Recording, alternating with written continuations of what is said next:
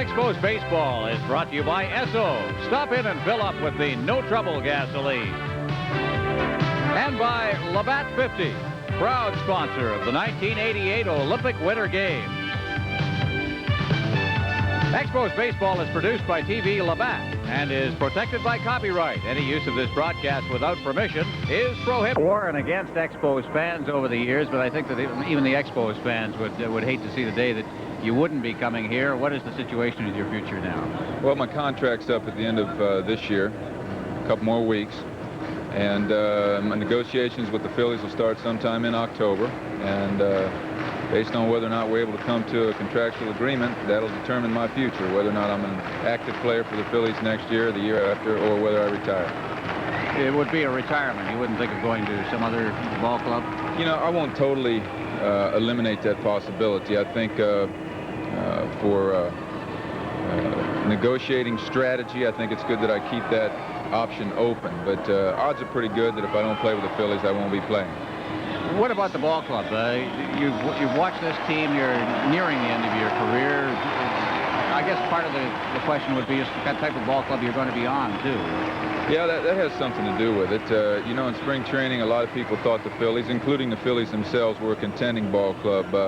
When we got Lance and when we got Mike Easler, we thought we had two real quality players, and they are that. But Lance has had a bit of a subpar year. He's starting to come alive a little bit now, but for the first half of the year, you know, he wasn't the Lance Parrish of old. He didn't know the pitchers, and you know, he struggled a little bit here in the National League. I think he's got a bright future. Don't get me wrong. I think next year he'll come out hungry and have a great year. But the optimism was high in Philadelphia, and I think we've let everybody down to a degree. As I said earlier, we got to 6.5 games out of first place at one time. We felt real good about ourselves, and then, you know, we hit the skids again. We've been an inconsistent team all year, and right now I think we're pretty much in a spoiler's role, and that's not fun. So your question was whether or not the team performance will have an effect on my future. Yes, I think it will. Well, whatever you decide to call it quits, Mike, we're going to miss you, really. Well, I've had some good times here in this stadium, some memorable moments. Last night, which was not one, by the way, had a tough night last night, but I look to rebound and get back in the flow of things tonight. You got a great ball club. The Expos obviously are in contention and feel like they can win, and justifiably so, and we're going to do our best to set them back a little bit. Okay, thanks a lot. All right. Mike Smith, this is Labatt Expos Baseball.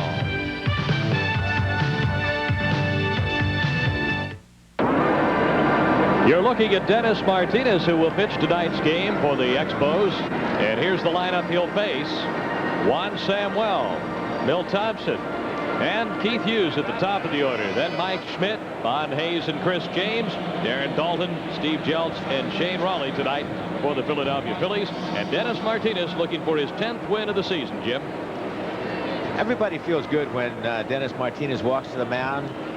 In the last 10 games, the opposition has averaged only 3.2 runs per game. Dennis is a pitcher, and I put quotes around the word pitcher.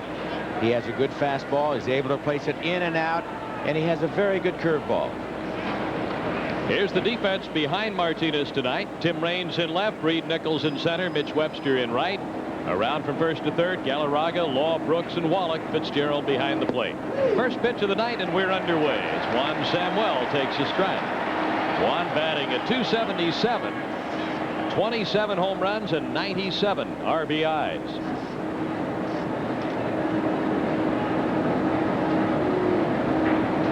Kind of a cool evening, a great night for baseball under the roof here at the stadium.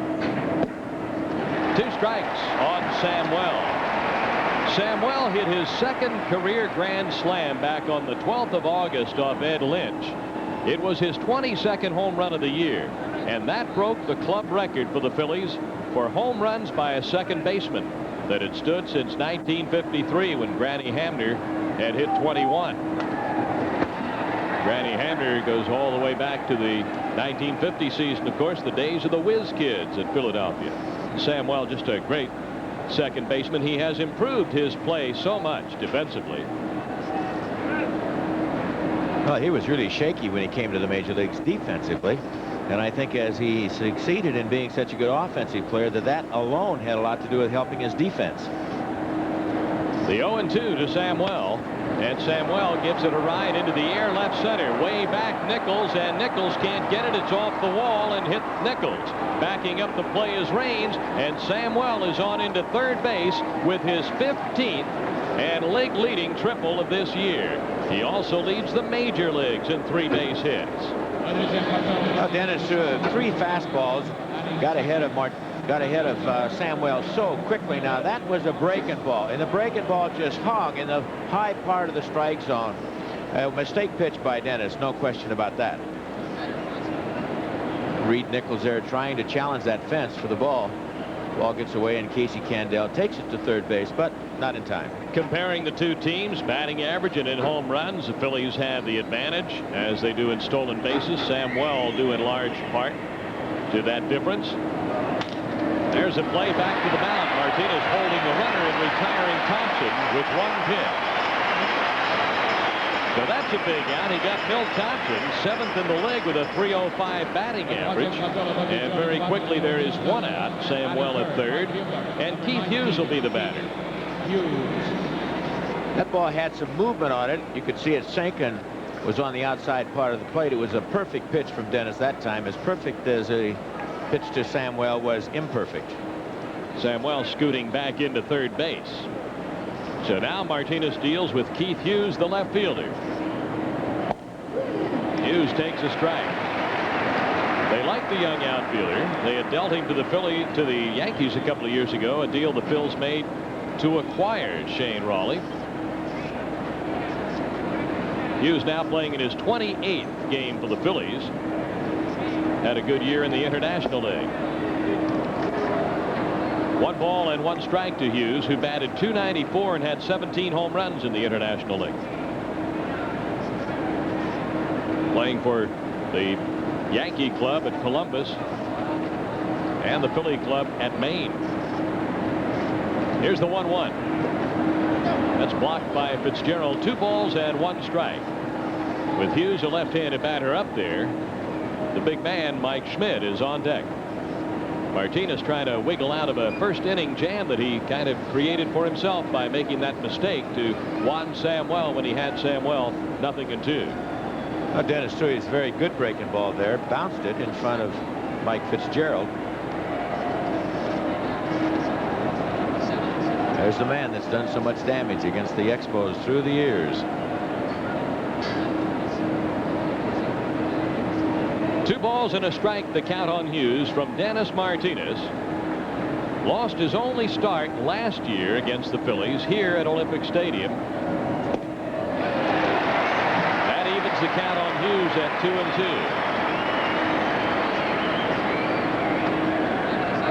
Well, Hughes goes for a bad pitch here, but you could see the movement on the ball going away from Hughes. Schmidt indicating when he talked with Ron Roosh that he wasn't too thrilled with last night's performance, an 0-for-5 night. Here's the pitch. Ground ball right side. Up with it, Galarraga. Holding is Samuel. 2 are out. Well, Dennis Martinez doing a good job so far of holding Samuel. 1 ball hit back to him by Thompson. This one grounded to his first baseman by Hughes. Now there are 2 outs, and Mike Schmidt coming to the plate. Well, as far as outs go, Dennis Martinez is in good shape.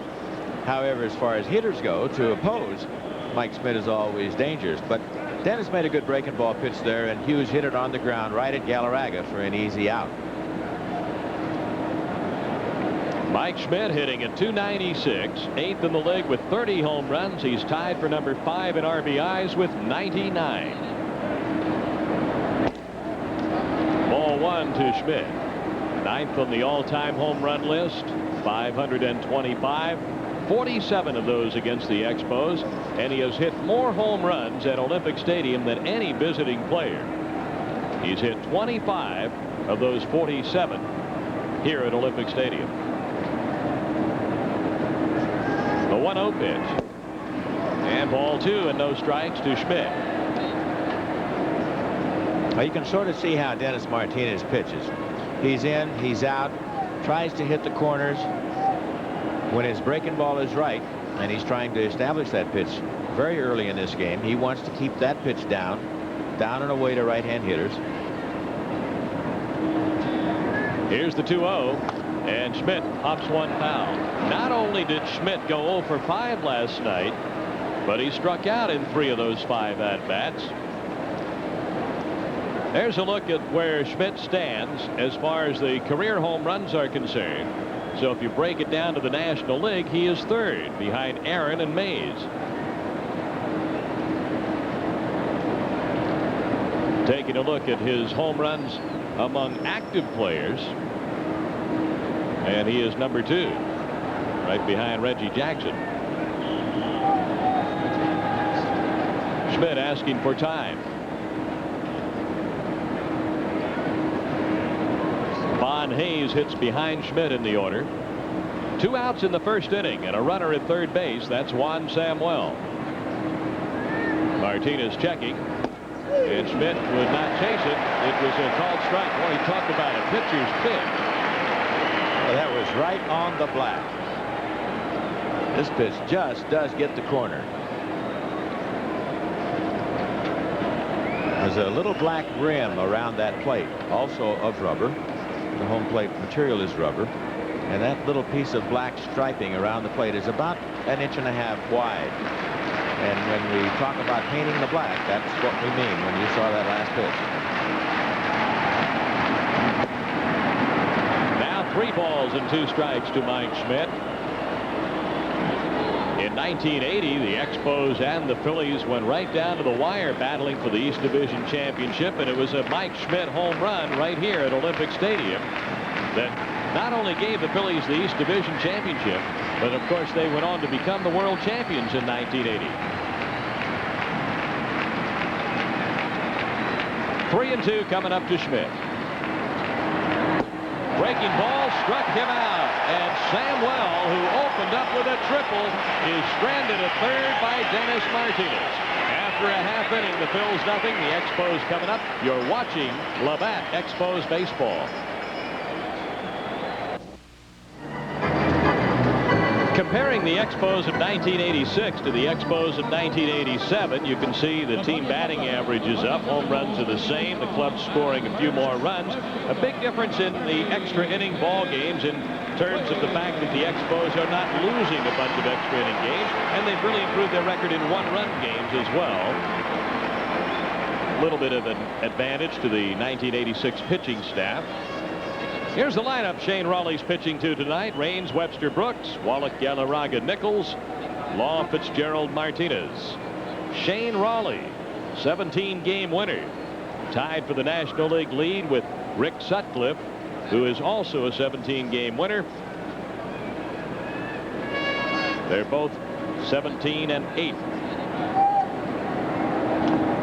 Raines trying to bunt, which he does not do very often, and he fouled it off, strike 1.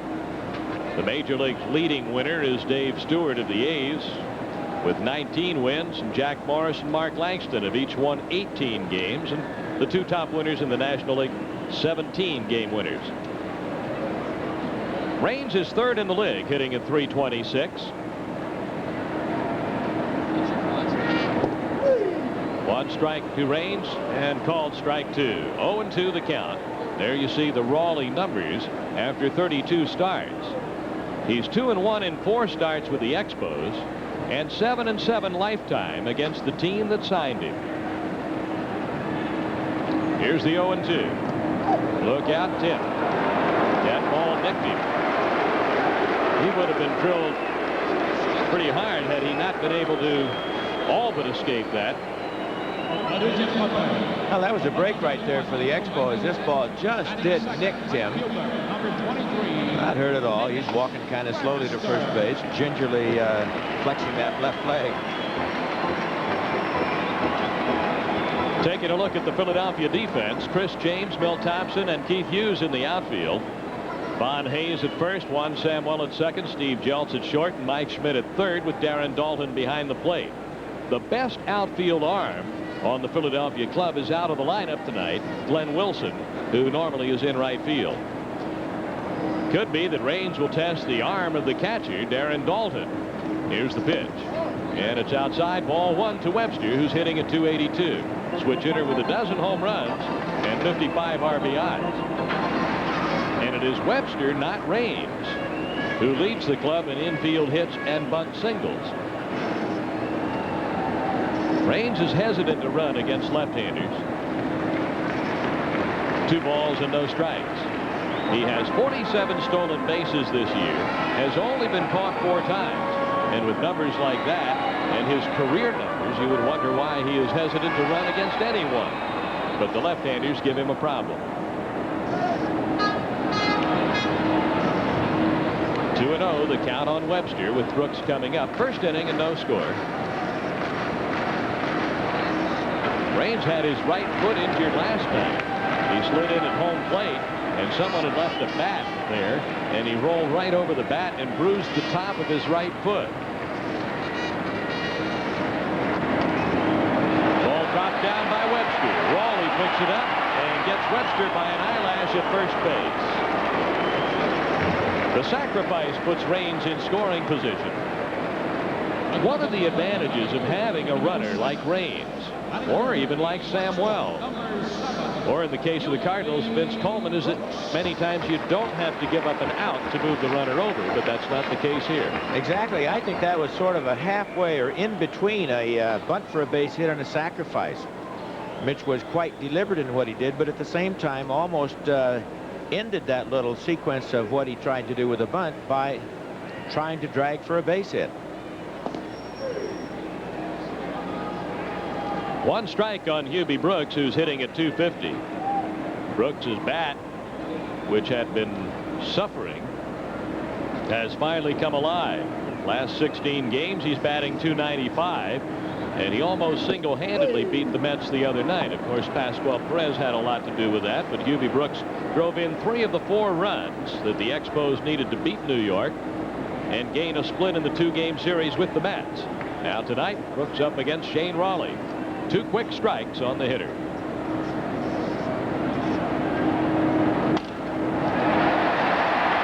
Jumps with the play, trapped the ball, and the play to first base for out number 2, and Raines takes third. Going back to the Mitch Webster bunt, here you're going to see a breaking ball that's in the low part of the strike zone. Hubie hits it fairly well, and you can see Jeltz there trying to convince the umpire that he caught the ball in the air, which he did not. But I was just thinking perhaps that Buck Rogers might have been thinking that Martinez has been pitching so well, and to get another look at this trap ball right here, that he might want to play for a run right here early, get on the board, and give the Expos that chance to add to that as the innings go along. Tim Wallach at .302, 10th in the league, number 2 in RBIs, 113. His next run batted in will set a club single season high. He has matched Andre Dawson's club mark of 113 RBIs. So Wallach will become the all-time single-season RBI leader for the Expos. You look at where Wallach stands, second in RBIs. Andre Dawson with 123, so Hawk has just about sewn up the RBI title. Wallach will be given a lot of MVP consideration. Line drive, base hit, and there it is. A new Expos club record for RBIs in a season. Wallach digging for 2, and he made it. His 40th double of the year, which leads the majors, produces his 114th RBI, a new club mark. That was a very good at bat. Tim had 2 strikes on him, got a low breaking ball from Shane Raleigh. Of course, you saw what he did, where he hit it, but also some excellent base running. He challenged the left fielder, James, slid in just under the tag at second base. There's a low breaking ball, hits it good, right down the line, and he'll turn first base with intent to go to second base. That's James's throw, and it is very, very close at second base. And he is in scoring position now for the big cat. Tim Wallach got a standing ovation from the fans, tipped his cap to the crowd. Here's Andres Galarraga with Wallach at second, and the Expos leading 1-0. Galarraga 5th in the league, batting at .319. A dozen home runs, 85 RBIs.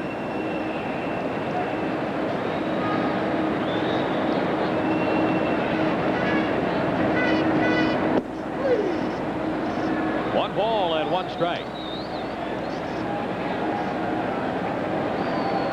Wallach's previous RBI high, he passed that quite some time ago, was 97 back in the 1982 season. And Galarraga rips one but foul. Good play by the ball girl. The ball coming off the facing in front of the seats down there. 2 down. Wallach in scoring position.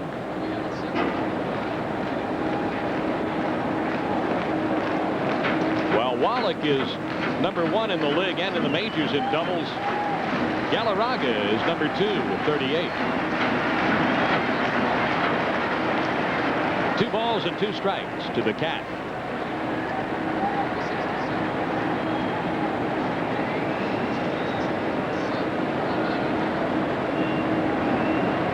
Raleigh with the 2-2 pitch. Now 3 balls and 2 strikes. Galarraga's last 12 games. One of the hot hitters.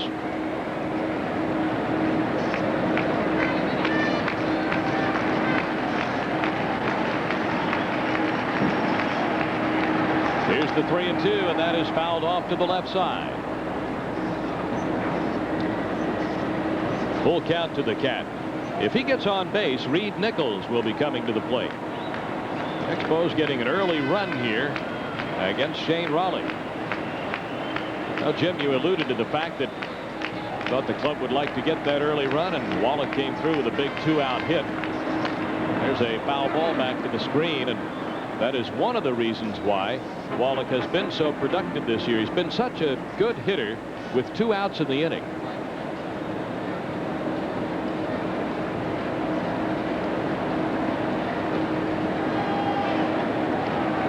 Three and 2 on Andres Galarraga.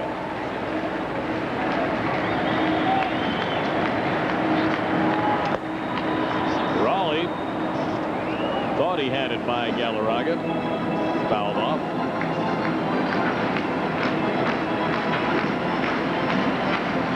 That's what happens sometimes when left-handers throw right-handers low breaking balls. There's a tendency oftentimes for the batter to smother the ball or hit on top of the ball. And the deflection of that ball oftentimes goes right into their foot area, into that part of the batter's box. Another 3-2 pitch. And he walked Galarraga. That'll bring Reed Nichols to the plate.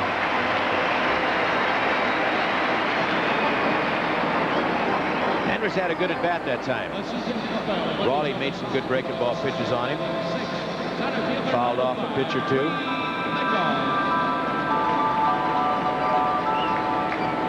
Reed Nichols hitting at .283.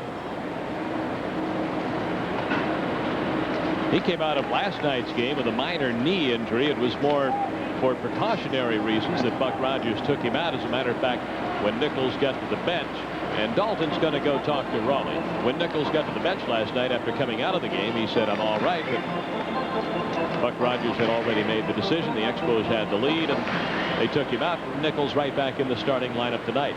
He had injured his knee sliding into second base. Just bruised it. I think one of the things that Buck and the trainers, Ron McLean particularly, want to do when there's a player injured is to get him off the field immediately and start the treatment so they can get him back very quickly. Raleigh falls behind 2 balls and no strikes. Shane Raleigh, whose last win was on the 31st of August, has fallen behind early here, 1-0. And Nichols, the chance to generate some more in the way of runs for the Expos. All 3. What's happened to Raleigh's control? Well, his control is awfully poor here in the last couple of hitters, but he has walked 4 in each of his last 2 games. That's 8 innings and 5 innings. In fact, he's walked 10 in his last 3 games in 15 2/3 innings, and that's a high walk ratio. Now the bases are full, and Vance Law is coming up. Here's an interesting situation. The Expos have been platooning at second base. Primarily Vance Law and Tom Foley. They've both been hot. Vance, the right-handed hitter, Foley, a left-handed hitter. Right now, that's Clono's Steen, the pitching coach, out to talk to Shane Raleigh. The bases are full for Vance Law here. Of course, all players like to play every day, but Vance Law has gone out on the record as having said that he would like to be playing every day, and he felt that he would really have a high RBI total were he playing every day. The bottom line is the platoon situation has really worked out well for the Expos. Well, Vance Law's got a big opportunity here to add to his RBI totals, which he seems to be concerned about. Here's an opportunity with 2 outs. We'd like to welcome our viewers on CFAC in Calgary. The Expos lead 1-0 here in the first inning, and the bases are full for Law, who slices a single to right. Wallach is on to score the second run. Galarraga for the third run. A double by Vance Law. 2 more runs for the Expos. They lead 3-0 in the first inning. Well, Vance Law was ready to hit. No question about that. He got a fastball out on the outside part of the plate, and which Vance can do so well. Took that ball the other way hard, right down the line. That's good hitting. Mistake in the outfield by Keith Hughes trying to take that ball to the plate, and Law went to second base. Boy, just hit that ball so pretty to right field.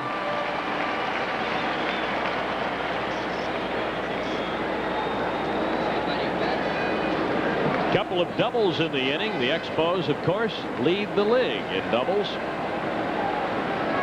287 now. Second and third for the runners, and Mike Fitzgerald the batter. Timeout called for by Mike Schmidt. Now, I would think that with Fitzgerald up here and Schmidt at the last moment calling for time, the first thing that entered my mind, Jim, was that Schmidt wants to talk to Raleigh as to how he's going to pitch to Fitzgerald.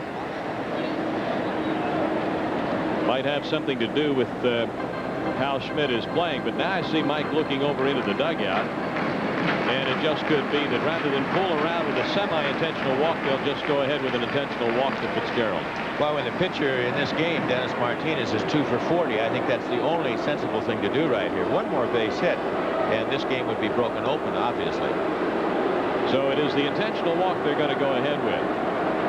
But that was interesting because Dalton was not positioned for an intentional walk until Schmidt called timeout and went over to the mound and said, now, wait a minute, what are you going to do with Fitzgerald?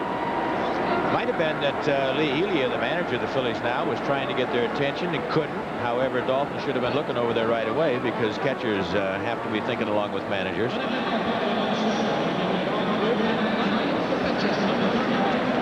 The bases are full. Fitzgerald at first, Law at second, Reed Nichols at third base, and Dennis Martinez will bat. This is something that happened last night when Bryn Smith got to bat in the first inning of the game as the Expos scored 3 and went on to beat the Phillies 6-3.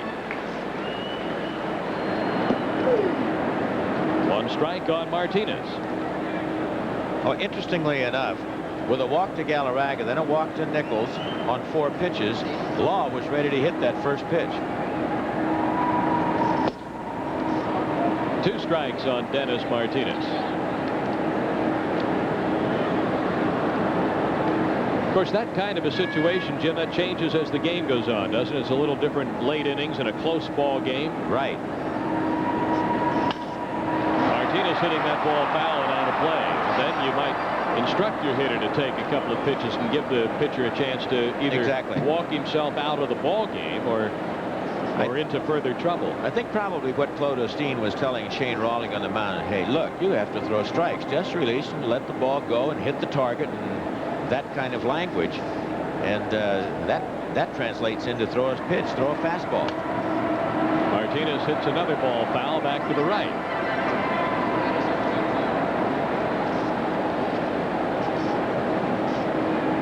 Raleigh giving up 3 runs here in the first. And facing his mound opponent, Dennis Martinez. Raleigh's next pitch will be the 35th pitch he's thrown in the inning. That's fouled off. And Dennis comes away with his right hand stinging. Well, Dennis was lucky he got the bat on that breaking ball. Dennis is not noted for his offensive abilities. 2 for 40 coming into this game. Does have an RBI.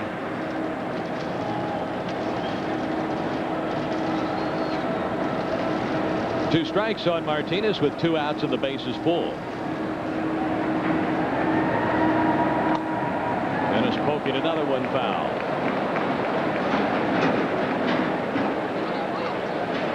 You would think under normal circumstances that Raleigh be able to blow a pitch right on by Dennis Martinez, but these are not normal circumstances. Raleigh's struggling here. Sure is, but you think a breaking ball or two low and in the dirt. He's way ahead of Martinez. He's 0-2 and has been that count now for the last couple of pitches. But he keeps giving a strike pitch that Dennis could put the bat on. Martinez does. Lines a single to right field. Driving in Nichols. Driving in Wall. And the Expos get 2 more and lead 5-0 on it. Dennis Martinez single to right. Well, for Dennis's 3rd hit of the year, it was a very productive hit. And I know that Shane Raleigh is talking to himself right now and wondering how in the world could I have done what I just did. Threw another pitch that was hittable to a weak hitting pitcher.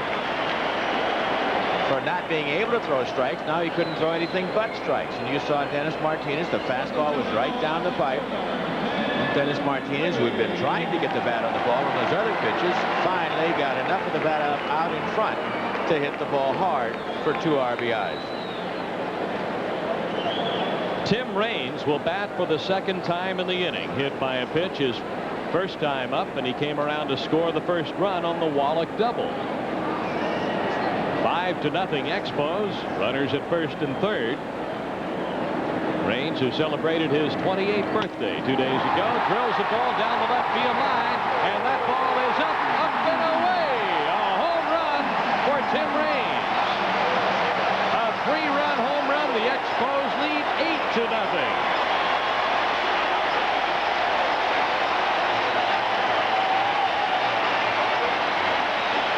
Well, now all of a sudden you see the tremendous importance of Martinez getting a base hit.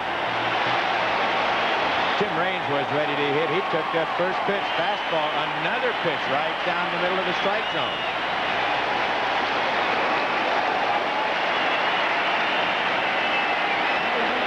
Everybody happy in that Expos dugout. We're going to get a good look at this pitch and a good look at a very quick swing.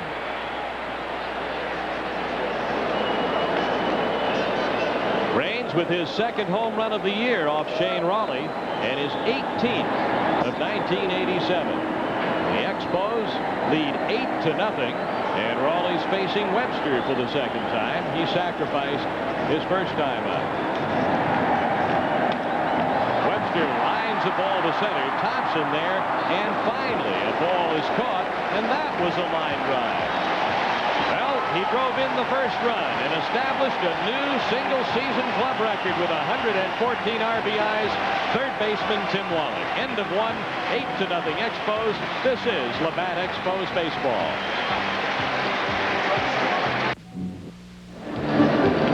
Not a very good day for the Toronto Blue Jays in the American League. Bill Gullickson, the former Expo, wins for the Yankees over Mike Flanagan. 3 hits, an earned run over 7 innings pitched for Gully. And the Yankees beat Toronto 4-2. Meanwhile, Detroit beat Milwaukee 5-2. Doyle Alexander again, 7-0 now. 2 runs on 7 hits, 8 1/3 innings. He's allowed only 3 earned runs in his last 31 innings pitched, and that was the 6th win in a row for Detroit. And that 6-game winning streak has vaulted them into a 1.5 lead over the Blue Jays. Dave? All right, Ron. First batter is Von Hayes, who lofts one to the center fielder. Reed Nichols for out number 1 to get the 2nd underway. And Dennis Martinez has an 8-0 lead. He'll face Chris James and then Darren Dalton. In 1983, when the Philadelphia Phillies went up against the Baltimore Orioles in the World Series, Dennis Martinez did not pitch. 1983 was a bad year for Dennis on and off the field. Ball 1. James hitting at 287.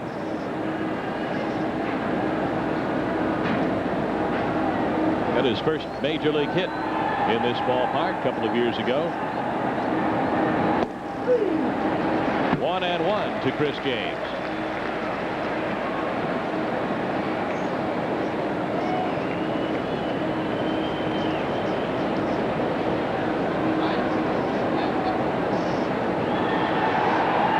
interesting to see, Jim, what the manager of the Phillies, Lee Elia, decides to do now with Shane Rawley. He can look at it several ways. 8-0 is already a blowout. He can allow Rawley to be his own mop-up pitcher and try to straighten some things out, or he can give some work to people in the bullpen. And he's got a lot of people to send up to hit. Of course, it's September.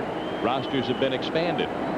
I think that he'll probably look for an excuse to take him out as soon as he can. If he doesn't come up to hit this inning, he'll obviously pitch the second, and then I think he'll probably take him out. I think that I don't think it would do any good psychologically for Rawley to stay in the game anymore.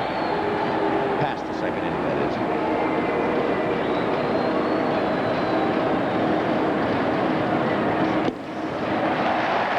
That's all for James. Second strikeout for Dennis Martinez. 2 gone in the Philadelphia second. And Darren Daulton coming up to the plate. By the way, I said a couple of years ago that he got his first big league hit. It was last year. It was April of '86. I suppose that's why it seems like a couple of years ago. It's a long time ago.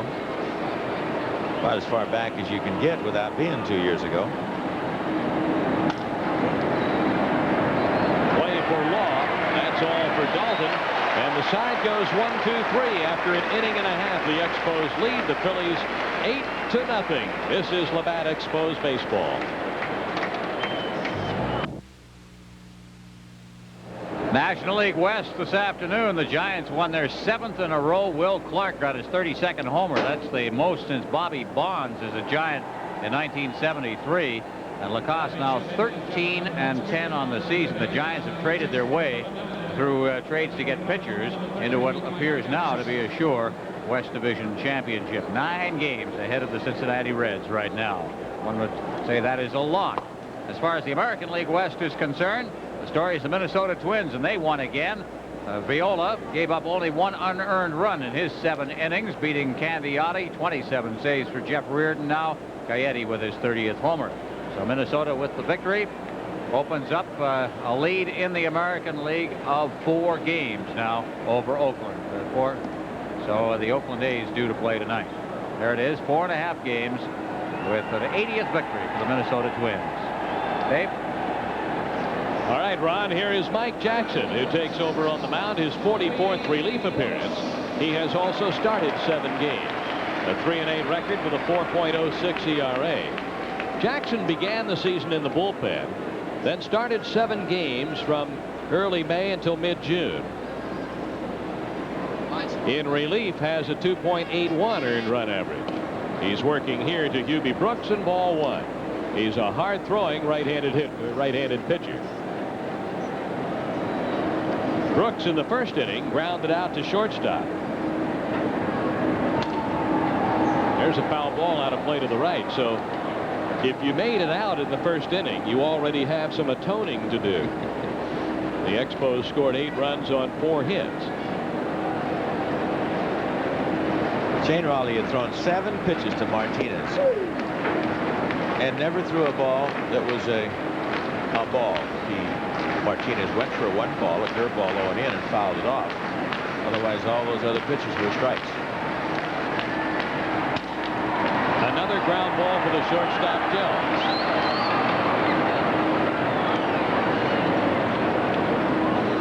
One down. There's a look at what happened in the first inning. 8 runs on 4 hits for the Expos as they bat here in the second. Tim Wallach drove in the first of those 8 runs and scored the second. Now with 114 runs batted in.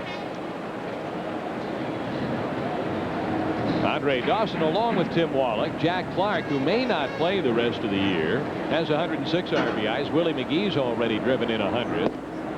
And then there are several on the doorstep, including Mike Schmidt and Juan Samuel, Eric Davis, Dale Murphy, Darryl Strawberry. They've all got a good shot at 100 or more.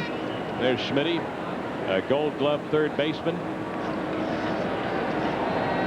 It is really a rare combination, isn't it, to have the collection of Gold Gloves that he has and to have hit 500 home runs. And to be doing it still at his age and even be thinking about retirement. You wonder, gosh, this guy can play so well, can hit yet so well. I think Schmidt will be back next year. He'll be 38. later on this month. In fact, he might play a couple more years. Hard telling. A ball and a strike to Tim Wallach.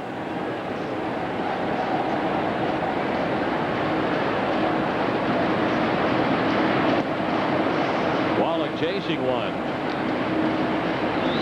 That puts Jackson ahead 1-2. I mentioned that Wallach will be given plenty of consideration for MVP honors, particularly so if the Expos win the East Division. They start the night 2 games behind. That's all for Wallach. He goes down on strikes. Jackson gets a strikeout, and that'll bring Andres Galarraga to the plate.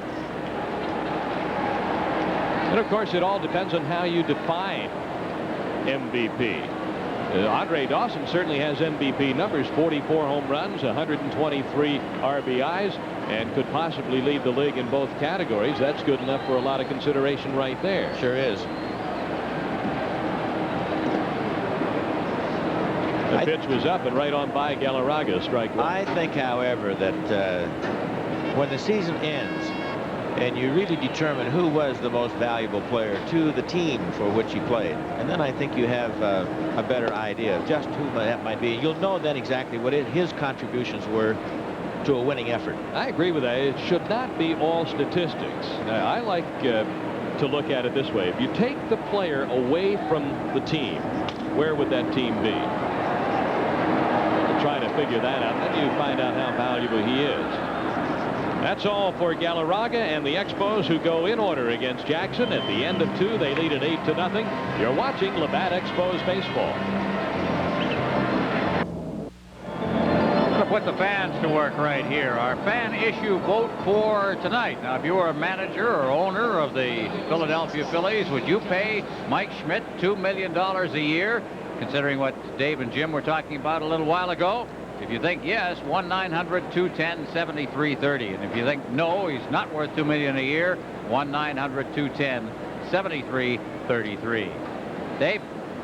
Okay, Ron. Here is Steve Jeltz, the shortstop. Mike Jackson, the pitcher, is on deck. And then we'll have Juan Samuel. Andre Dawson's pick for MVP, when we were in Chicago talking to Hawk about that, was Eric Davis. Davis, who's leading the league in scoring runs, one of the league leaders in stolen bases, as well as in hitting, home runs and RBIs, and also a terrific defensive player. So Andre Dawson likes Davis as MVP in the league because of all of the things that Davis can do, big and little, to help win ball games. Some people feel that while Dawson has MVP numbers, the Hawk will not get that many MVP votes, because if you took him away from the Cubs, they would still be 5th or 6th in the league. Not too sure that that makes a whole lot of sense, but that's what a lot of people look at. 1 ball and 2 strikes on Jeltz. Who's your MVP right now, Jim, before we realize who's won the East Division? Well, you had to cast a vote today. I haven't given a lot of thought just recently, but about 10 days ago, Jack Clark was sort of on the top of my list. Line drive, base hit to right. Second hit for the Phillies.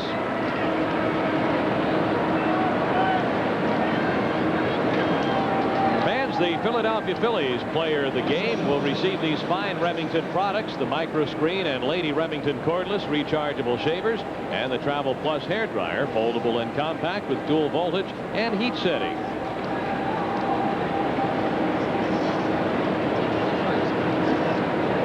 Mike Jackson, the batter.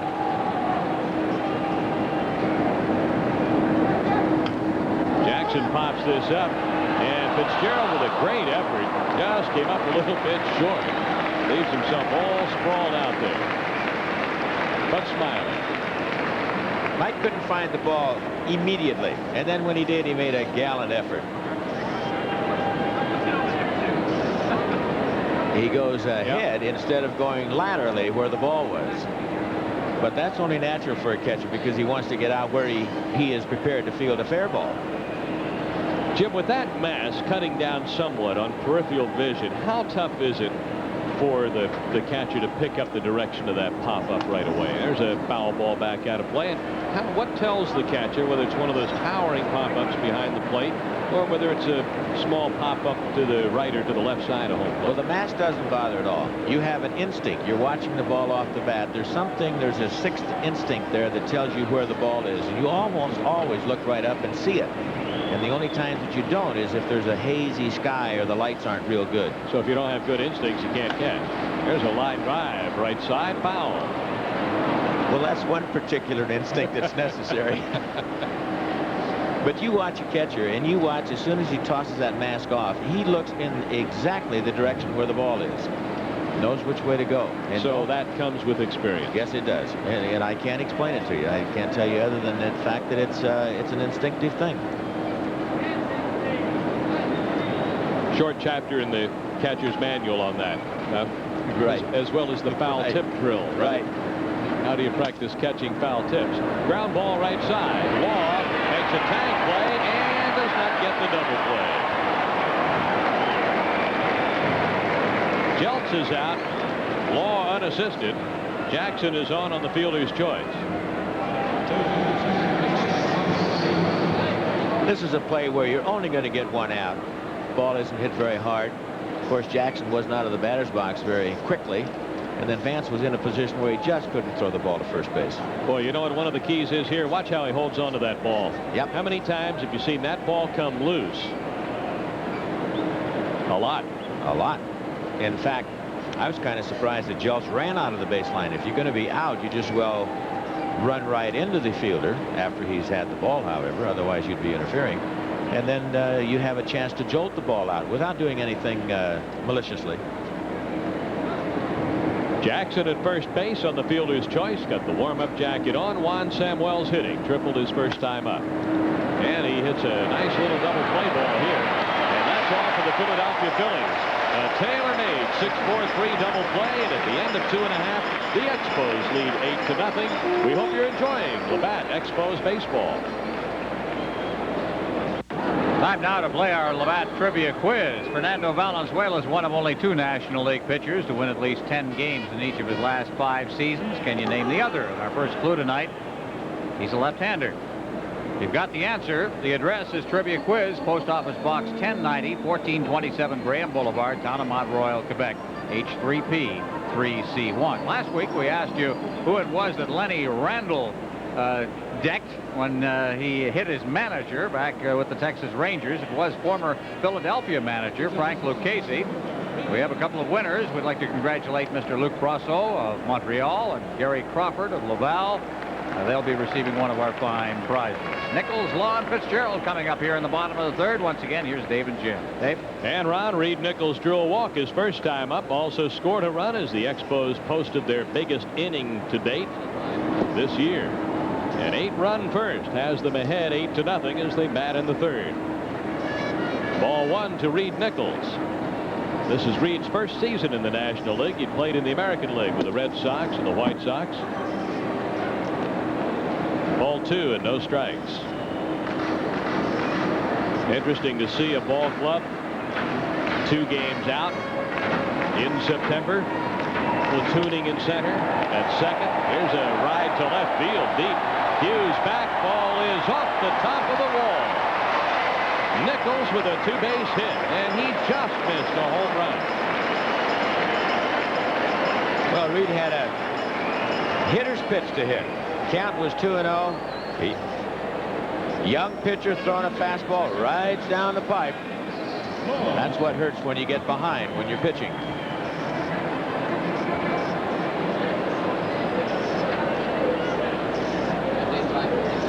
Looked like that was a catchable ball, didn't it? You bet it did. When Nichols took off, I think he thought he'd hit a home run. Oh, I think he did too. He kind of gave it a little bit of a home run trot there. Was it a triple? No. Should that have been a 3-base hit? Let's see. Regular speed now. Now he's going to turn it on. Well, you can be the judge. Should that have been a triple?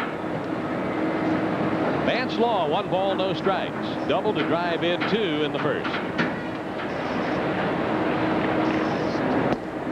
Ball 1. Well, there's an old adage in baseball, you don't gamble with nobody out trying to go to third base on a triple or stealing third base from second base. But you can't take anything for granted in this game.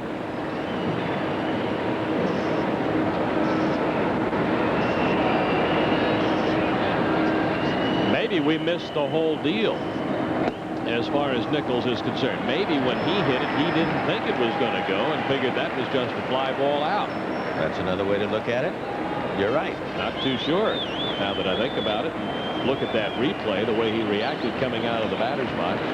At any rate, he's in good shape in scoring position with nobody out. 3-0 on Law. And Vance is on with a walk. So Mike Jackson's got a third inning problem. Vance, this telecast is authorized under rights granted by the Montreal Baseball Club Limited solely for the entertainment of our audience. Any other use of the description and accounts of this game without the express written consent of the Montreal Baseball Club Limited is strictly prohibited. Mike Fitzgerald drew an intentional walk in the first inning and scored.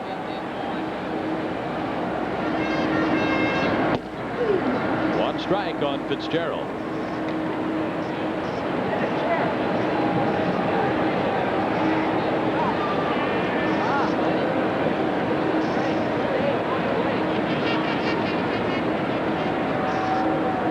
Jackson checking the lead runner Nichols and gets ahead on Fitzgerald. 0-2.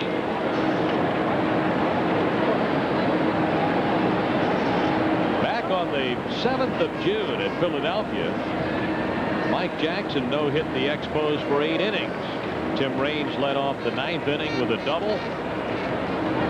Jackson won the ball game 3-1, wound up with a 2-hitter. He's pitching in relief here. Schmidt gets that ball to third on the first, and that's in plenty of time, and a double play that goes 5-3. All right, Mike hit the ball so very well. A curveball, stayed with it just right, and you're going to see it here. Hit very hard to Mike Schmidt. His movement catching the ball took him to third base, and it's a very easy double play. You saw a master make an easy double play right there. Law moved to second on the twin killing. There's Schmidt. And Dennis Martinez will bat. Singled to drive in 2 runs and scored 1 in the first inning.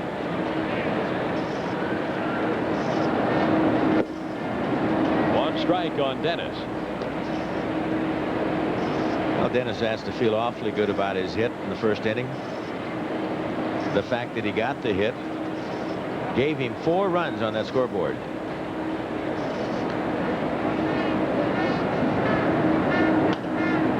That's fouled away.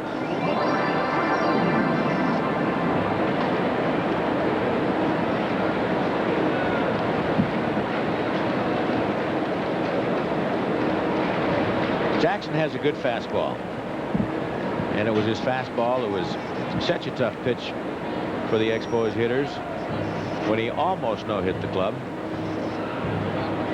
Has an average curveball. You saw it right there for strike 3.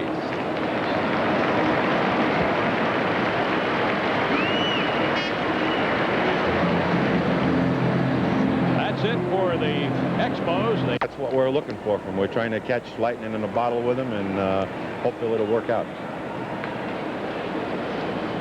Expos pitching coach on the left there, Larry Bernard.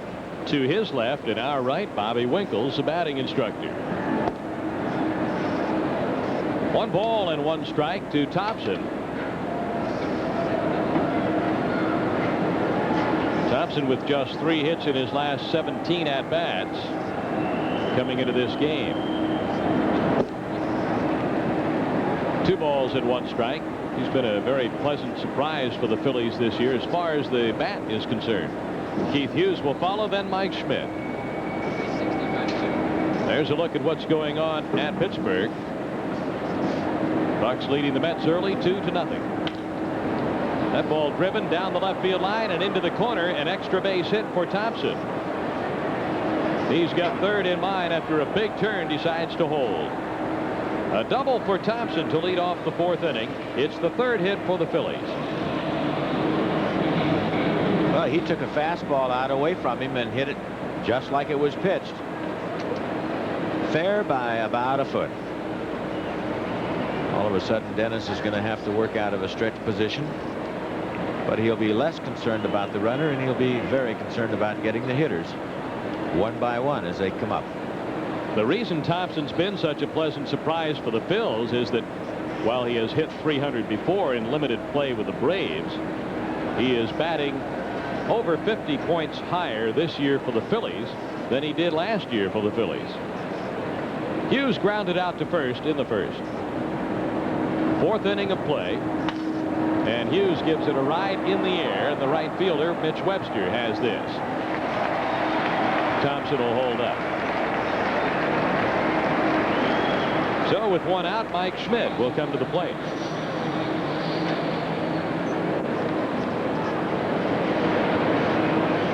Pretty good Saturday night crowd on hand for the Expos and the Phillies.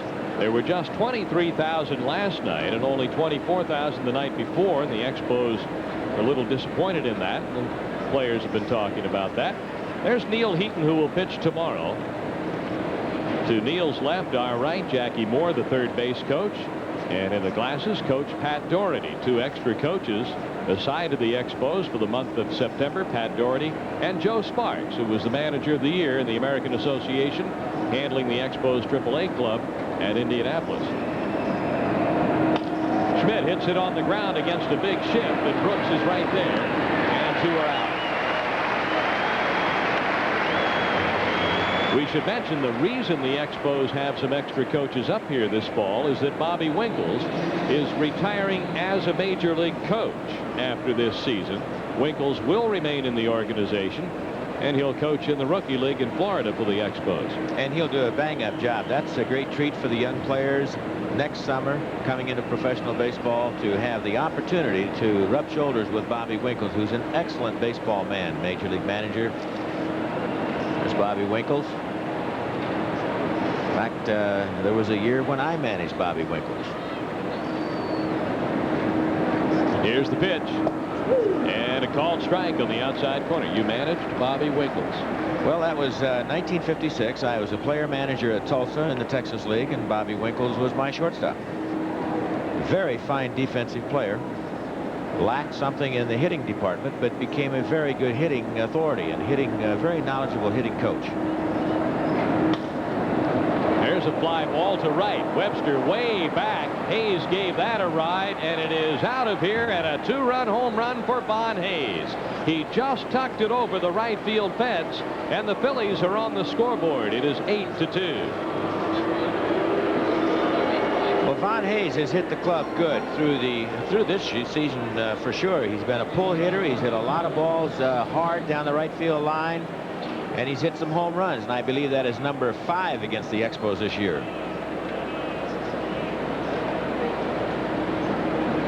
Going to get a good look at this pitch now. It's a fastball, low fastball, and Von Hayes has a very quick, strong bat. Knew it was gone, or at least he felt it was gone. However, Mitch Webster thought that he might have even caught the ball, or he was looking for it right after it went over the fence. That brings Chris James up, who struck out at his first at-bat. A 2-out, 2-run home run by Von Hayes to put the Phillies on the scoreboard.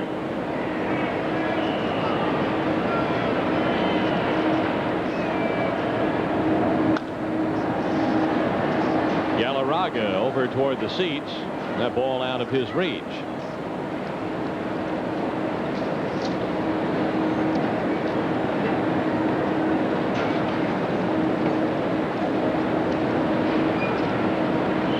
Chris James getting back in.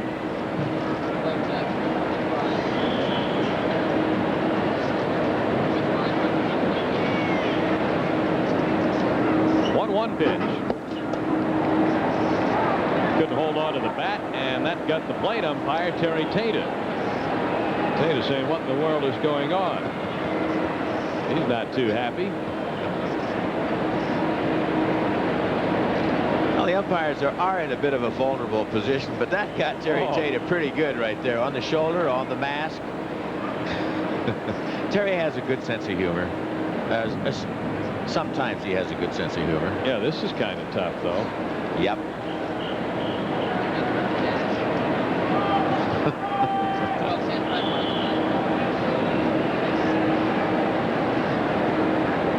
Tatum now feeling a lot better than he was 30 seconds ago.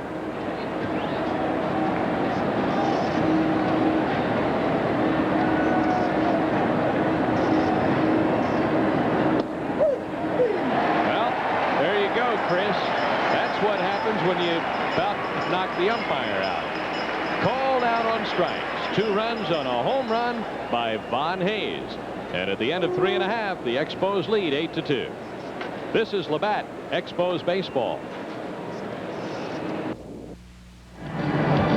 Well, there's no doubt that Pascual Perez is one of the most colorful individuals in Major League Baseball. The other night when he went 4-0 and recorded a very, very big victory against the New York Mets. So the last time I smiled so much was for the jury. Now I find myself smiling every morning. I guess he should be. He's back in the majors, doing a great job of the keys time for the Expos. Dave? Yeah, the Expos 22-3 in games pitched by Senores Martinez and Perez. Raines, Webster, and Brooks, that's the top of the Expos batting order in the 4th inning. In the 1st inning, Raines was hit by a pitch, his first at-bat. In his 2nd at-bat of the inning, boom, a 3-run home run. Raines hitting his 18th of the year, and he now has 66 runs batted in. In terms of the Expos, Jim, I feel that Raines and Wallach are co-MVPs because, to my mind, there is no way that the Expos could be where they are without either one. I think they've complemented each other greatly. We'll never be able to measure the value of the return of Raines on the 2nd of May. Called strike, and of course Raines, one of the big reasons why Wallach has the numbers he has, because remember that for better than half the season after Raines joined the club, he was hitting in front of Wallach. Right. I agree with you. I think you're right on. And the reason I mentioned Jack Clark a while ago, that he was doing so much for a first-place club. All those big numbers. I think that before you could select anybody else or think about anybody else, and that, I suppose, depends on what the Cardinals finally do this year. That's why I say, as far as the Expos MVP. Right. Now, as far as the league is concerned, I'm not too sure which way I would go right now if I were voting, but there's no doubt in my mind that Raines and Wallach are co-MVP winners on this ball club. I agree. We'll put that in cement. 2-2 pitch. And a one-hopper to the backhand of Jelks, and on at first base to get Raines. 6-3 for the out. That was Rick's shoe that we were looking at a few moments ago, and I kind of passed right over that. Nice shot we had of Rick. He is the new 3rd baseman in the ball game. So Mike Schmidt gets a rest with the Phillies down by 6 runs, 8-2 in the 4th inning, and Shoe plays at 3rd base.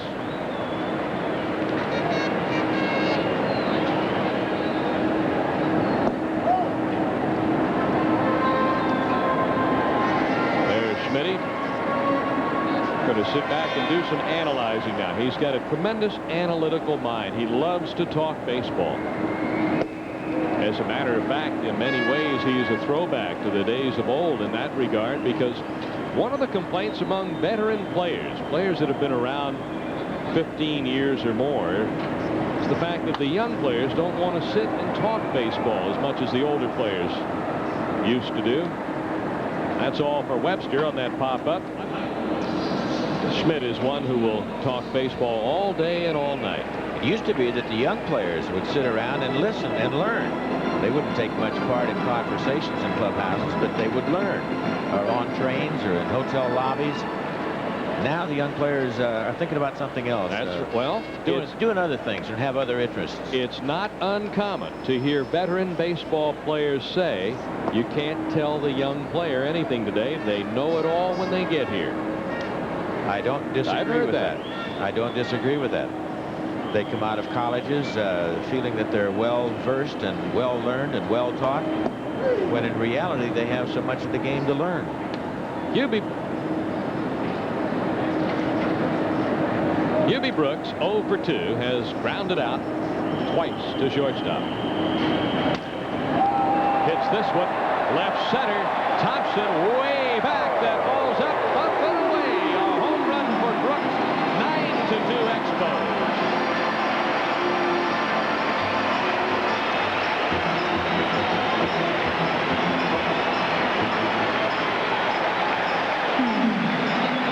Number 13 for Brooks. Boy, he got it all. A fastball on 1-1. Hubie Brooks is swinging the bat so well in the last couple of weeks. Going to see this pitch right down the pipe, and boy, there is a major league swing on that pitch. Hubie said, I got to do something about getting one of those runs back after Von Hayes' home run. That is Brooks' third home run against the Philadelphia Phillies. He had hit 2 earlier this year, back in the month of June against Shane Rawlings. Different games. 1 in Philly, 1 in Montreal. Now he's connected his 3rd of the year against the Phils and his 13th overall. 2 balls and no strikes on the hitter, Tim Wallach. Wallach doubled to drive in a run in the first, scored 1 himself. He is 1 out of 2. Mike Jackson dealing, and Wallach pops 1 up to medium right. Chris James is under it, and he's got it. That's all for the Expos. But Hubie Brooks powers 1 over the fence in left center and extends the Expos lead to 7 runs. They lead the Phillies 9-2. And you're watching Labatt Expos Baseball. Another clue for you coming up in our trivia quiz. Fernando Valenzuela, one of only 2 National League pitchers to win at least 10 games in each of the last 5 seasons. Can you name the other? Well, here's the second clue. He plays in the National League East. And you got the answer. Trivia quiz, Post Office Box 1090, 1427 Graham Boulevard, town of Mount Royal, Quebec, H3P 3C1. Babe? Okay, Ron. On to the 5th inning at Olympic Stadium. 9-2 Expos. And Darren Daulton is up. Daulton grounded out to second base in the 2nd inning. Jeltz and Jackson will follow. This is the bottom 3rd of the order for Martinez. And Daulton hits a fly ball for range to chase down toward the left field corner.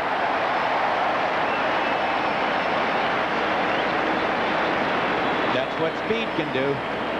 A lot of left fielders in the National League years ago who were offensive players only who wouldn't have come close to that ball. And on AstroTurf today, on artificial surfaces, you have to have speed in the outfield. 1 out. Steve Jeltz up. Jeltz had a base hit into right in the 3rd inning.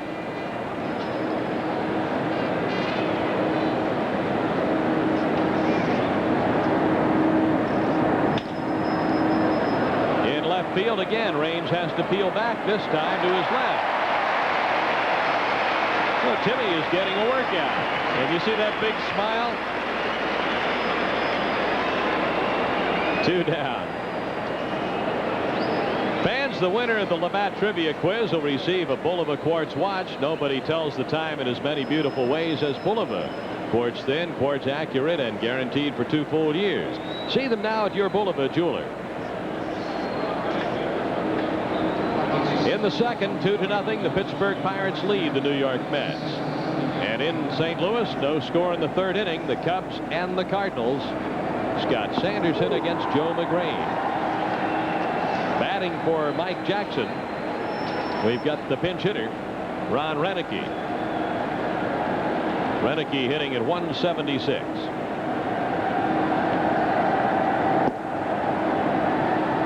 One ball and 1 strike. Dennis Martinez, the beneficiary of an 8-run 1st inning, and he helped his own cause.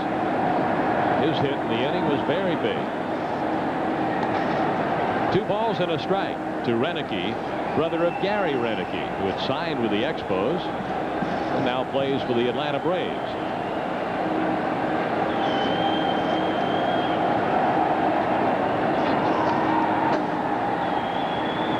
2 balls and 2 strikes to Ron Renicky. Dennis still has good movement on these pitches. That ball was away from Renicky. Ball moved away, sunk a little bit.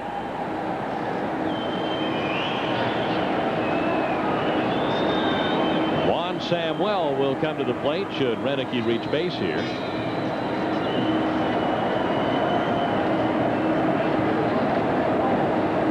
The Expos have another game to go, of course, with the Phillies tomorrow afternoon. The left-hander Neil Heaton goes up against right-hander Kevin Gross. And the homestand will continue. The Pittsburgh Pirates come in for 2 Monday night and Tuesday night. Then the Expos hit the road. And they will go into New York. They'll play the Mets in a 2-game series at Shea. On to Philadelphia for 3 with the Phillies. Next Saturday night, as part of our series of telecasts, the Expos and the Phillies from the vet. Range in left, and he ties a major league record. And he shares it with many. All 3 putouts in the inning, nothing across for the Phillies. And at the end of 4.5 innings, Martinez put him down on 9 pitches, by the way. He leads the game 9-2. This is Labatt Expos Baseball. Clue coming up in our trivia quiz for tonight. Fernando Valenzuela, one of only 2 to win at least 10 in each of the last 5 seasons. Can you name the other? He's in uniform right here tonight. You've got the answer.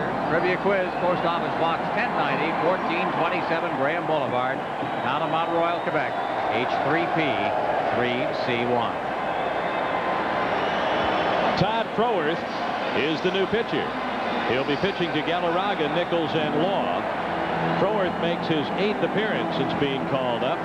1-0 record, no saves. All of his appearances have been in relief, where he's worked 7 2/3 innings. Has not given up a run since coming up to join the Philadelphia Phillies. Froworth at Maine this year in the International League had a 1-4 record, 4 saves, and a 2.51 earned run average.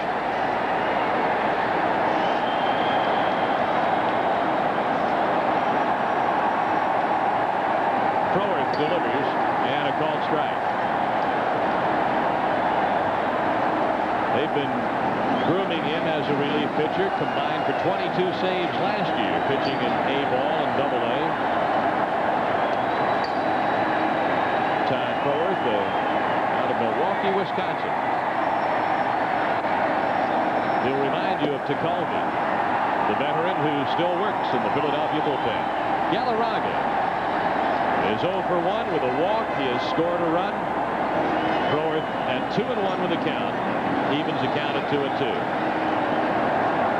Our fans in Calgary on CFAC will be interested to see and watch how Andres Galarraga plays. He played his first 2 years out in Calgary for the Calgary Expos. In fact, hit .214 his first year in Calgary. And in the 2 years he was there, at 302 at-bats, he had 8 home runs. So Andres is coming off a long way. And to the Calgary Cannons and Russ Parker, what a year they had in that second half. Ran away with the division, 46-25. So nice going to Russ Parker and the Calgary Cannons.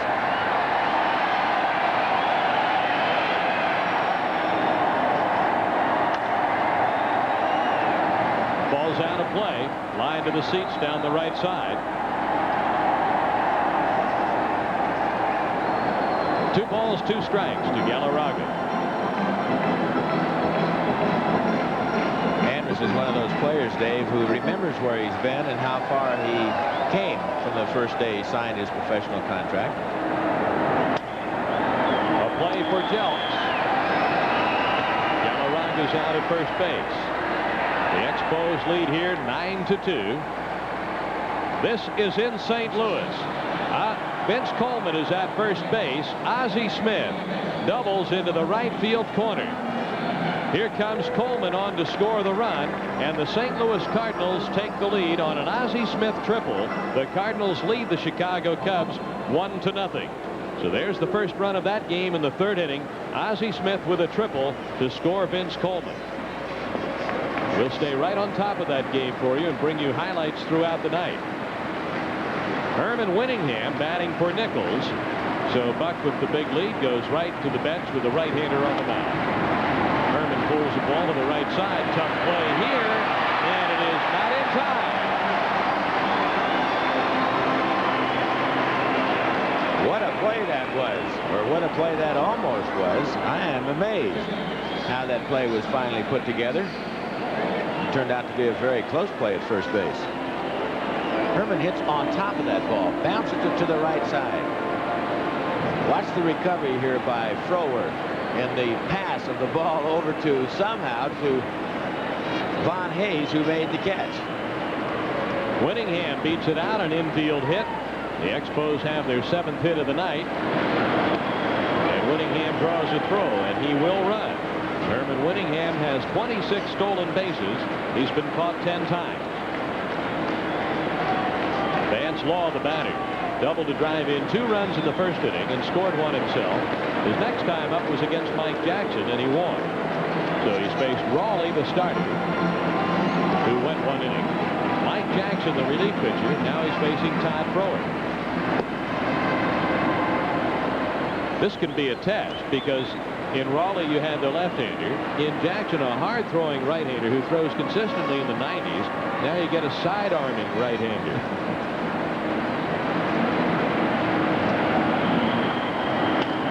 Little check swing and a bouncer back to the mound. Should be 2.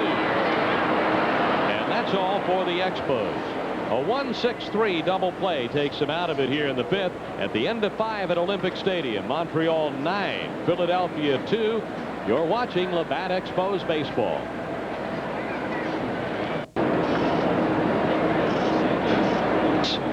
The St. Louis Cardinals get a 2nd run of the inning. Ozzie Smith comes on to score. That gives them a 2-0 lead. Willie McGee, the batter, with a man on base, and Willie hits one out of the ballpark. Big crowd in St. Louis. Bob Dernier watches that go up into the basket, and Willie with a 2-run home run. 4-0 Cardinals over the Cubs in the 3rd inning. And we would have to assume that'll be about it for Scott Sanderson, who started for Chicago in that game. Back here, the Expos up 9-2, and in the 6th inning, some changes with Samuel, Thompson, and Hughes coming up.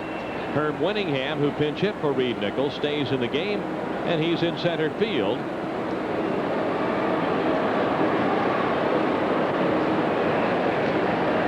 What a year Willie McGee is having. He had 100 RBIs going into tonight's game. That's 2 more. He's right up there, number 4 position, right behind his teammate Jack Clark. Samuel gives this a ride to left. Raines will not bother to chase that. A home run for 1 Samuel. The 2nd home run allowed by Dennis Martinez, and the long ball accounts for 3 Philadelphia runs. That makes it a 9-3 game. Samuel leading off with his 28th home run, and he now has 98 runs batted in.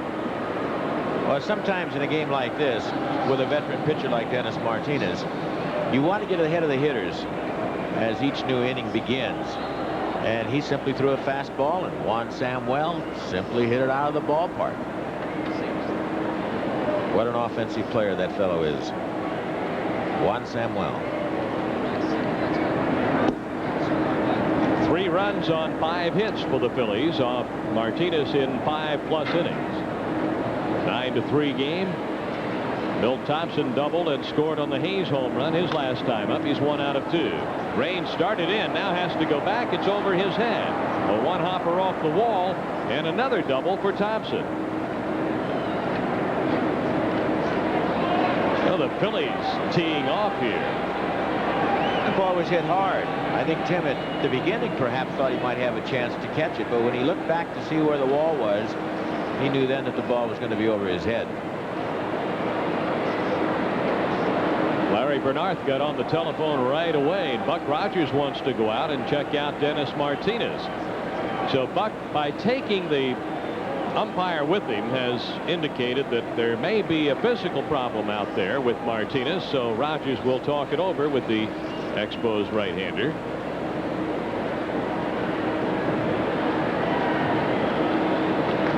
Well, fans, the Expos Labatt, player of the game for the Expos, will receive a Bulova quartz watch. Nobody tells the time in as many beautiful ways as Bulova. Quartz thin, quartz accurate, and guaranteed for 2 full years. You can see them at your Bulova jeweler.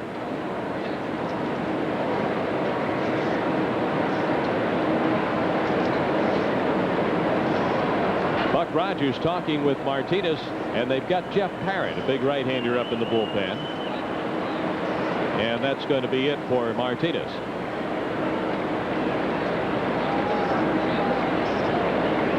So obviously there is a minor problem that Buck Rogers does not want to become a major problem. Could be just a little tenderness, but with him breezing along and being hit so hard here in the 6th inning, Buck went right out. And Martinez, I'm sure, indicated something's wrong. So the pitching change will be made. While they make the pitching change here on the field, time for another SO clinic. We'll take a look at Andres Galarraga, and he'll tell us about making the double play. And the new pitcher, Jeff Parrott, working out of the bullpen, taking over for Dennis Martinez, who went 5 and faced 2 men here in the 6th. Dennis is responsible for the runner at second base, Milt Thompson. And Jeff Parrott makes his 38th appearance. 5-5 record with 5 saves. A 4.36 ERA.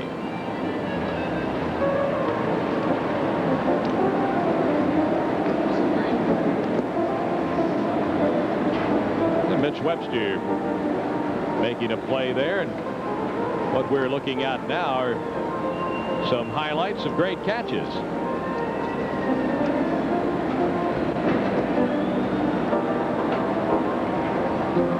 Parrott will be facing Keith Hughes and then Rick Shue.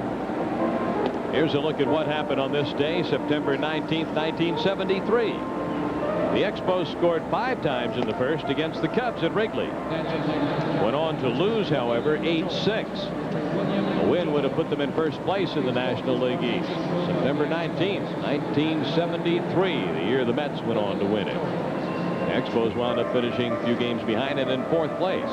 Let's go downstairs to the Expos dugout and Ron Roosh. All right, Dave, and we just got the report from Larry Bernard on starting pitcher Dennis Martinez. Apparently, the back of his shoulder tightened up considerably. Really tightened up is the way Bear put it. And that is the reason why he was taken out of the game. He looked like he was in a lot of pain when he came to the dugout as well. Let's hope it's not too serious, but the preliminary report is simply the diagnosis made by Martinez himself. He's got a sore shoulder, and it's at the back of the shoulder. It looks like a muscle tightened up on him. All right, Ron, thanks for the info. And Jeff Parrott is just about ready as soon as he gets the old shoe tied up. Hughes will be the batter, hitting at .302, playing in his 28th game since being called up to the Phillies. Hughes has bounced out and flied out. The Expos lead by 6, 9-3 in the 6th. Samuel led this inning off with a home run, then the Thompson double, then the visit to the mound, and a new pitcher. That is popped up a mile high. Brooks backpedals.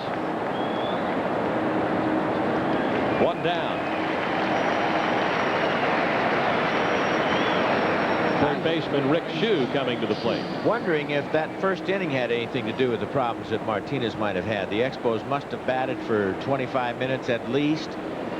A lot of scoring, a lot of delay of the game as things were happening.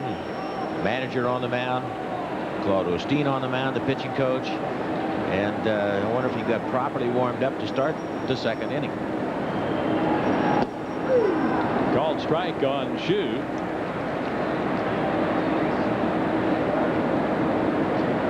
Could be if he has felt that problem coming on gradually throughout the game.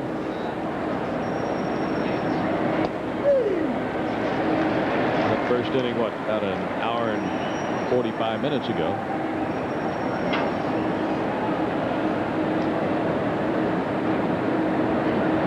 Two strikes on Rick Shue. Actually hasn't thrown that many pitches, really. Fitzgerald up with it quickly. Still 0-2. Ball 1 and 2 strikes. Let me correct the count. This was the spot in which Mike Schmidt was hitting. Smith was taken out of the game. Dennis Martinez threw 56 pitches, so he was into the 6th inning without having really taxed his arm that much. Curveball caught Shoe looking. Probably the last thing in the world he expected from Jeff Parrott. Oh, I don't think there's any question about it. Jeff Parrott has come up with a much better breaking ball in the last 6 weeks or so. This is a dandy. Jeff Parrott can now come get you with 2 pitches, a good fastball and a good curve.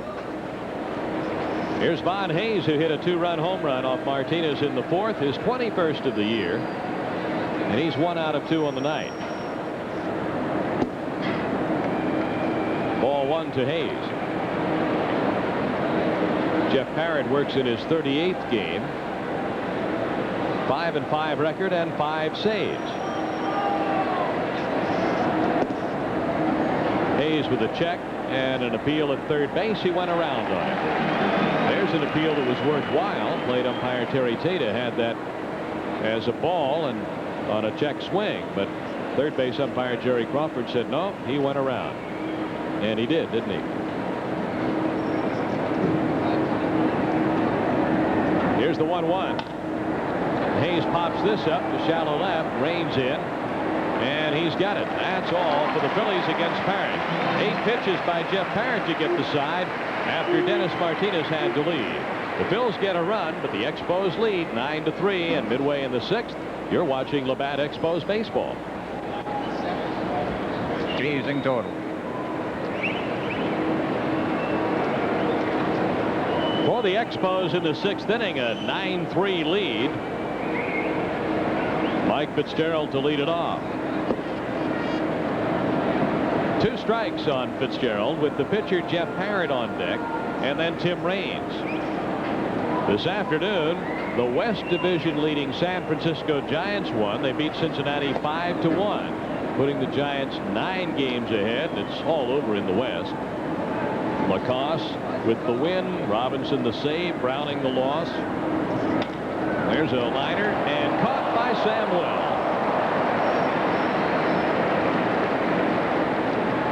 1 down. Fitzgerald lines out sharply. Now we're back in St. Louis, Busch Stadium. And here's a shot to left field. Well, we didn't get an identification on that player. A home run for the St. Louis Cardinals.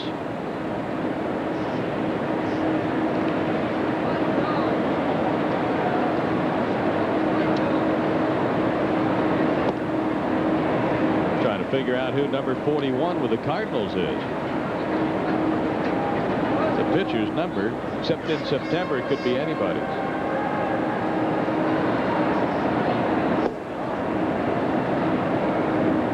Ball and 2 strikes on Parrott. That was Joe McGrain. So that makes it 5-0.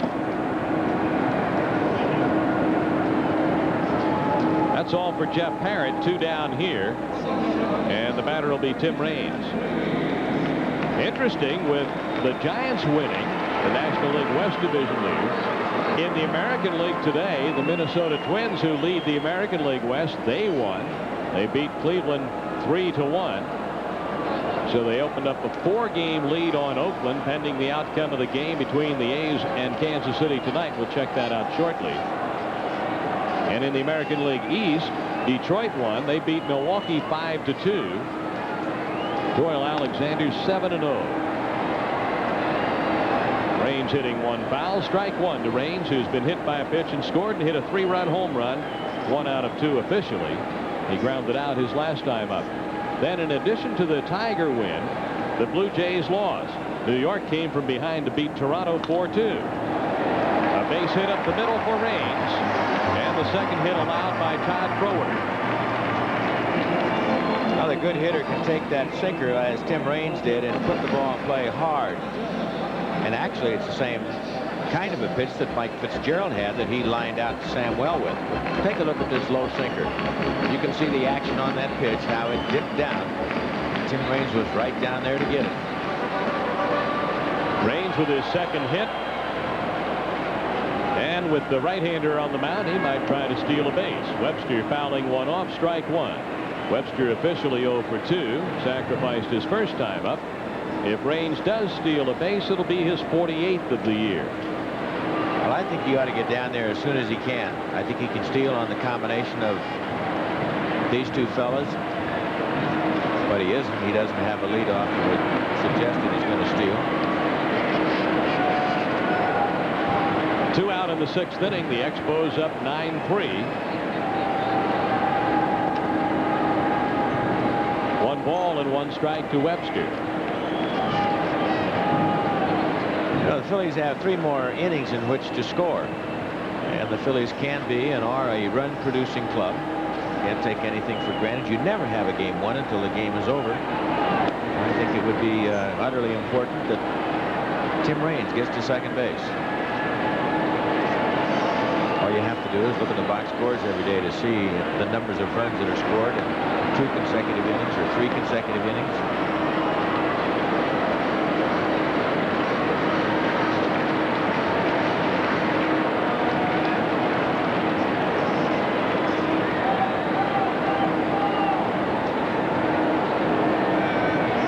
The 1-1 pitch, and Webster waved at it.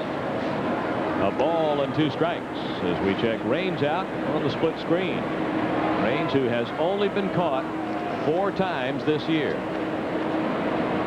Raines hasn't been getting out to that. He's just about there now, so he might be going on this pitch. He's off and running. And strike 3 called on Webster. So Webster's caught looking.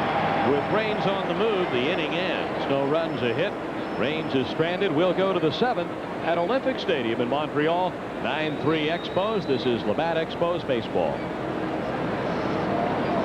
Got another look back at Expos history for you. This date, back in 1979, the Expos swept the Mets in a doubleheader at Shea Stadium, pulled within a game of first place in the Pirates. Next day, they swept the Mets again, won 4 in a row against the Mets at Shea, and took for first place. One of the greatest year, really, in Expos history in terms of wins. Reminder that on today's Labatt fan vote, a lucky caller selected at random by the telephone computer will receive these fine Remington products: the Micro Screen and Lady Remington cordless rechargeable shavers and the Travel Plus hair dryer, foldable and compact with dual voltage and heat settings. Dave?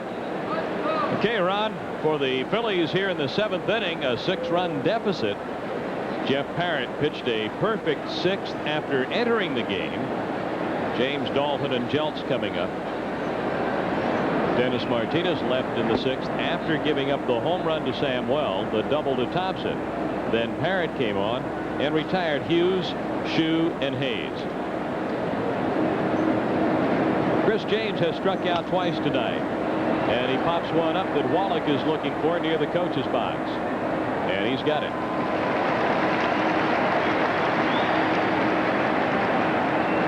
One gone in the Phillies 7th. Darren Dalton, the catcher, will bat. Lance Parrish, who caught last night, is sitting out tonight's game. Dalton has bounced to second and fly to left. Phillies are certainly hoping that Lance Parrish will have a much better 1988 than he has had in 1977. Not a good year for Parrish, his first time around in the National League. Dalton catching tonight. Young man has had to come back from extensive knee surgery. 1 ball and 1 strike.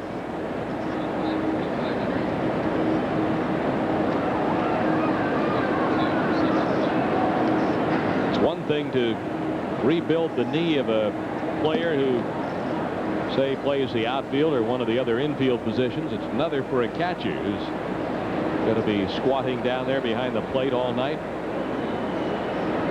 You know all about that, Jim. Yep. 2 balls and a strike to Dalton.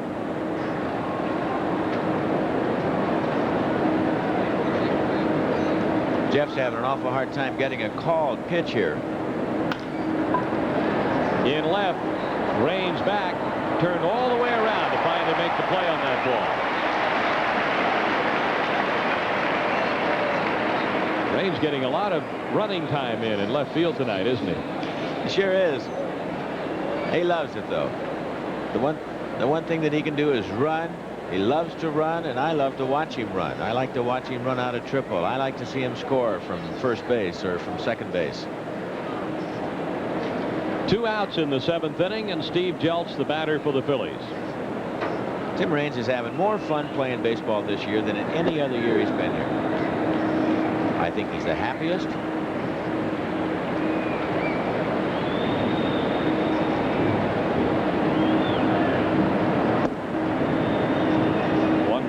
One strike.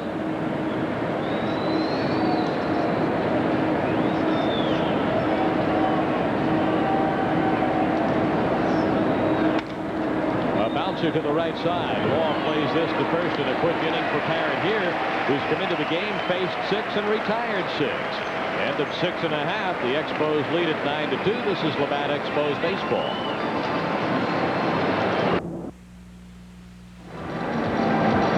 Check the scoreboard. First of all, in the American League, the Yankees came from behind to beat Toronto at Yankee Stadium, and Detroit beat Milwaukee again. That's 6 straight victories for Detroit. Doyle Alexander the winner there, and the Tigers hold a 1.5-game lead in the East. Minnesota beat Cleveland 3-1. They hold a 4-game lead pending tonight's Oakland game in the West Division. And speaking of that Oakland game, Oakland apparently is going to keep pace at 3.5. They lead Kansas City 6-2. And a 1-1 tie in the 3rd, California and Texas. There's the big one. St. Louis 5, Chicago no score in the National League in the 4th inning at Busch Memorial Stadium. Pittsburgh leading the Mets. They continue to hold that lead in the 5th inning, 2-0. The Giants beat Cincinnati 5-1 and all but locked up the West Division crown with that victory over the Reds. Dave. Okay, Ron, an interesting night and day in baseball, because it appears that right now, if that Cardinal score holds up, of course, that all of the division leaders will have won. Puts the pressure on all of the others. The Expos in a position here to win a ball game, leading by 6, 9-3. And just based on that most recent look at the scoreboard, an opportunity to pick up another game on the New York Mets and move ahead of New York into 2nd place. Expos and the Mets meet in a 2-game series next week at Shea Stadium. Fred Tolliver is on the mound now for the Phillies. And he missed to Brooks, ball 1. Hubie hit a home run off Mike Jackson in the 4th inning, his 13th of the year, 1 out of 3 on the night. A called strike. With the Expos hitting the road after the Tuesday game with Pittsburgh, they go to New York for 2 with the Mets, a weekend series with the Phillies at Veterans Stadium, then into St. Louis for an off day a week from this coming Monday. Then a 4-game confrontation with the Cardinals in St. Louis, a doubleheader and a pair of single games. Then the Expos finish up here at home against the Cubs. Ground ball left side, and Jeltz with the play to first, and Brooks is out. That will bring Tim Wallach to the plate against Fred Tolliver. For Tolliver tonight, his 9th appearance, his 5th in relief, a 1-1 record, and a 6.49 ERA. Wallach doubled in the 1st inning, drove in his 114th run, and set a new club single-season RBI mark. 1 out of 3.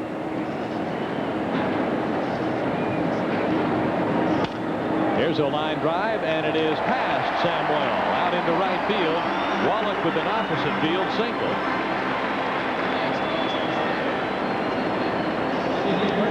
When Wallach's hitting his best, he takes pitches both ways. Outside pitches, some outside breaking balls. He takes the other way. Let's take a good look at exactly where that pitch was. Pretty much right down the middle, just a little bit low in the strike zone. And this fella right here is the best when he's going the other way with outside pitches. That is the 9th hit for the Expos. A called strike on Andres Galarraga, who's batting at .318. 7th inning and a 9-3 Montreal lead. The interesting thing about the last weekend, while the Expos host the Cubs, the Cardinals and the Mets play in St. Louis. Foul ball out of play to the right. So you have to figure the way things look right now, it's going to go down to that final week. I'm sure it is. Be a lot of scoreboard watching from now to the end of the season. Oh, wow. What a final week. The setting is there if everybody stays close and nobody falls off the pace. A ball and 2 strikes to Galarraga. Well, it's in days like this when the 3 contenders are playing the 3 non-contenders. That's when your friends have to do a job for you. In our case, that means Pittsburgh's our friends tonight, and the Chicago Cubs are our friends.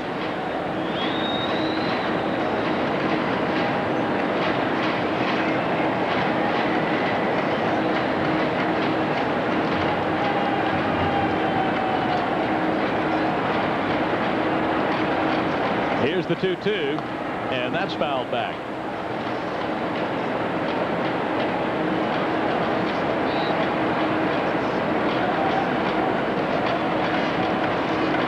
Winningham on deck.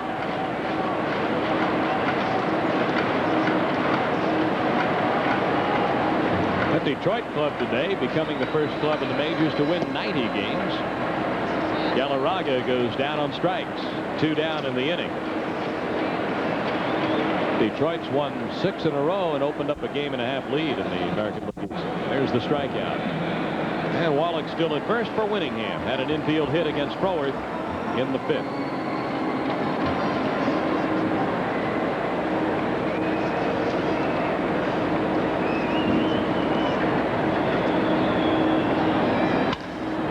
Winningham driving the ball to center. Thompson is there. The Expos leave a runner, and we'll go to the 8th inning at Olympic Stadium. 9-3 Expos. This is Labatt Expos Baseball. Obviously, when you're leading 9-3 as the Expos are, this particular statistic is going to be heavily weighted in your favor. 4 for 8 runners in scoring position for the Expos, and the Phillies 1 for 9 in that department. Well, a vote for the player of the game. Who do you like? Tim Raines or Dennis Martinez? Martinez with the hit that kept the big 8-run first inning going, and also, of course, will get the win if the score stays very much the same. You like Dennis at 1-900-210-3284. But then again, there's Tim Raines, who scored 2 runs in that first inning, hit by a pitch, and then hit a 3-run homer. Also has a single for his 2 for 3, 2 runs scored, 3 RBIs. The fan issue vote once again. Is Mike Schmidt worth $2 million a year? That's what he's going to be looking for next year in his new contract. If you think yes, 1-900-210-7330. No, 1-900-210-7333. Dave? Ron, here we go to the 8th inning. Jeff Parrott's been in the ball game to face 6. He has retired 6. Got a tough man up there in Greg Gross. Gross pinch hitting in this 9th spot in the order. Has a .330 lifetime batting average against the Expos, but has not hit well this year against Montreal. He pinch hit in the 7th inning last night, delivered a sacrifice fly, but his batting average for 1987 against the Expos is .167. So that is in marked contrast to that .330 lifetime average. He has 12 hits this year as a pinch hitter. Contrast that to 16 for Wallace Johnson. Wallace Johnson leads the league. On the appeal, he's out. How about that? And Jeff Parrott is really doing a job here. Got to get a good look at it so we can all see it. A good breaking ball. That bat didn't look like it went far enough to take another angle look here. All right. All right. Yeah. Just did go far enough. It was not an easy play to call for the umpire. Juan Samuel. He gives way to Louis Aguayo. Samuel finishes up 2 out of 3. Triple and a home run, and this is Aguayo batting for Samuel. in the 8th inning with the Phillies down by 6. Aguayo batting at .209.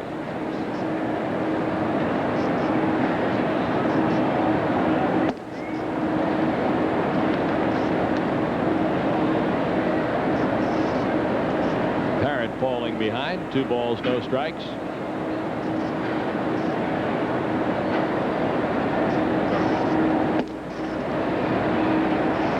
Two and one. Buck Rogers and Larry Bernard feel that Jeff Parrott has all of the tools to become an outstanding relief pitcher, and he could be a top short man for the Expos in the future. But he has to gain consistency. He has outings where he is very erratic and has trouble throwing strikes, throws the ball into the dirt, and of course, to be a short relief pitcher, to slam the door on the opposition and put close games away, you can't have any of that. But he's got plenty of that. Good stuff on a fastball that he blows right on by Louis Aguayo. And the second strikeout for Jeff in the inning, and the third since he came into the game. He threw Aguayo some high fastballs, but Parrott was sent to Indianapolis just for the reason to close out games. And he had 9 saves during the time he was down there this year. He was in 20 games, had a 2-1 record, but a 2.01 ERA. So he went to Indianapolis and learned something about this business of closing out games. 17 strikeouts in 22 innings. Thompson takes ball 1.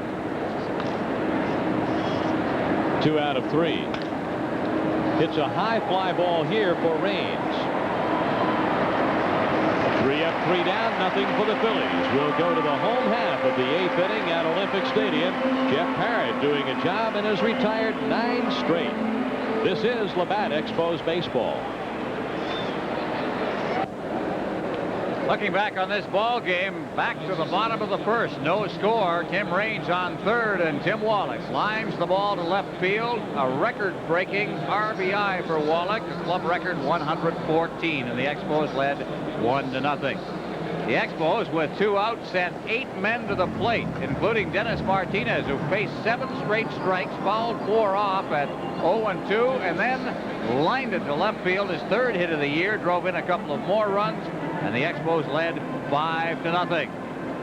And then Tim Raines, who had started it all off by being nicked by a pitch, comes up with 2 runners aboard and promptly puts it out. A line shot home run to left field. The Expos led 8-0. They carry a 9-3 lead into the bottom of the 8th inning. And here once again, Dave Van Horn. Thanks for the recap, Ron. In the bottom of the 8th inning, Kent Tekulve on the mound for the Phillies. He is pitching to Vance Law, and Law hits the ball foul behind third base.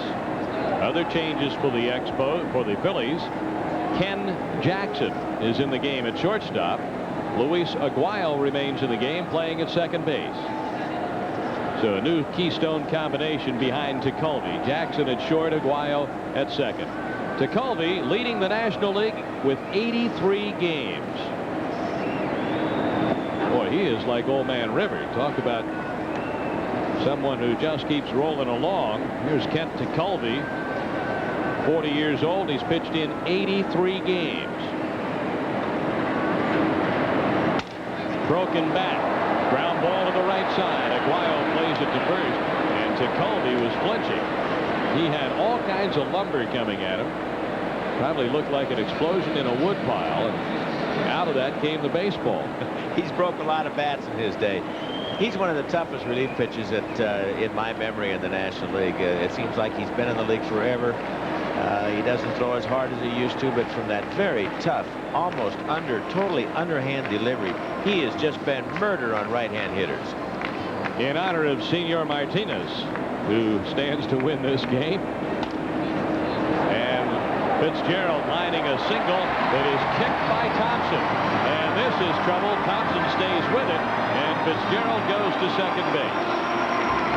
And Thompson wound up all the way over there in right field to trace that down after he tried to short hop it and was not successful. Well, Thompson tries to catch this ball. And in this kind of a game, why not? If there was some other kind of a game where you couldn't afford to have a ball get by, you wouldn't try to make that catch. Kicks it an awful long way, and even Mike Fitzgerald, not a speedster, gets to second base very easily. Here is Jeff Parrott to bat for himself, and he breaks his bat and chops the ball toward the first base line. Colby picks it up and tags him out, and that moves Fitzgerald to third base. So with 2 down, Fitzgerald at third, and Tim Raines will be the batter. 2 out of 3 and hit by a pitch. Colby in a situation here just to get some work in. Hasn't thrown for a few days. The Phillies down by 6 runs, not the usual kind of situation for Colby. Only one player's pitched in more games in relief than Kent Colby. Hoyt Wilhelm. He pitched in over 1,000 games, 1,018 to be exact. And Colby tonight pitches in his 936th game in relief, facing Timmy Raines. A called strike on Raines. Colby over the years has saved more ball games against the Expos than any other team or any other pitcher. He's got 33 lifetime saves against Montreal. Changed up on Raines. The count is 1-1.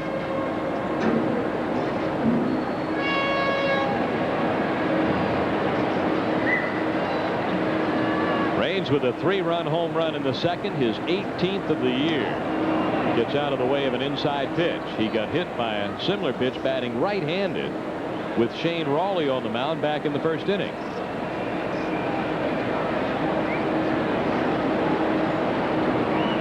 Here's Raines now with 109 runs scored. And that's incredible when you consider that he is just behind Vince Coleman. And of course, Raines spotted everybody some time. Ground ball foul outside of first base.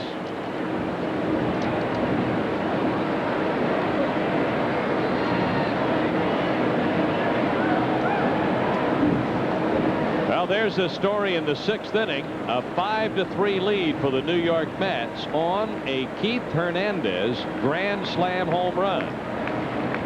So the Bucks are down by 2 in the 6th. A ball. 3 balls, 2 strikes to Raines. The Bucks can come back in that game. They've got some more at bats.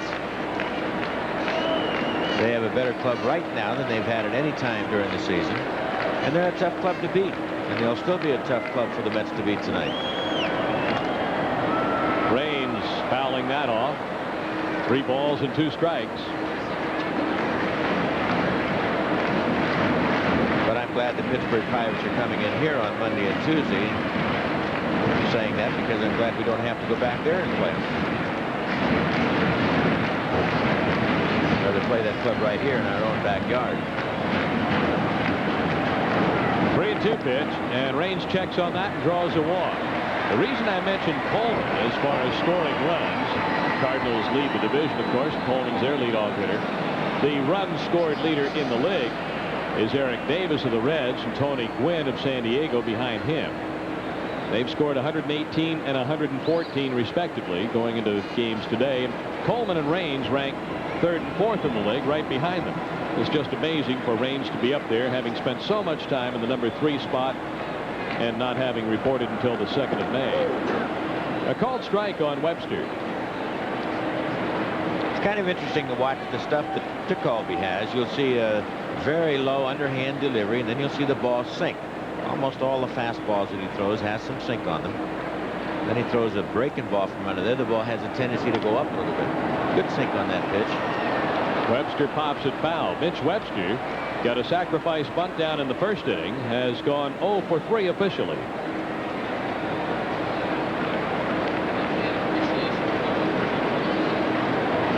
The Expos leading 9-3.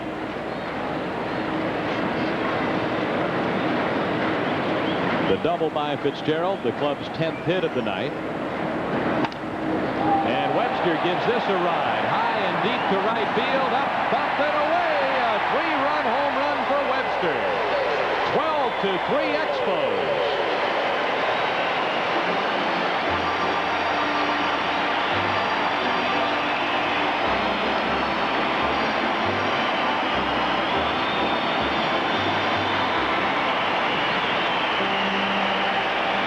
chance to see some pitches from Tekulve that time. And Tekulve on that pitch did not get the ball down where he wanted it. He got the ball up, and Mitch timed it perfectly. And another run scored for Tim Raines. This pitch is up now. In fact, his delivery was not so low. It was a little bit sidearm that time. The ball is in the middle of the strike zone. Tekulve knew when it was hit that it was trouble.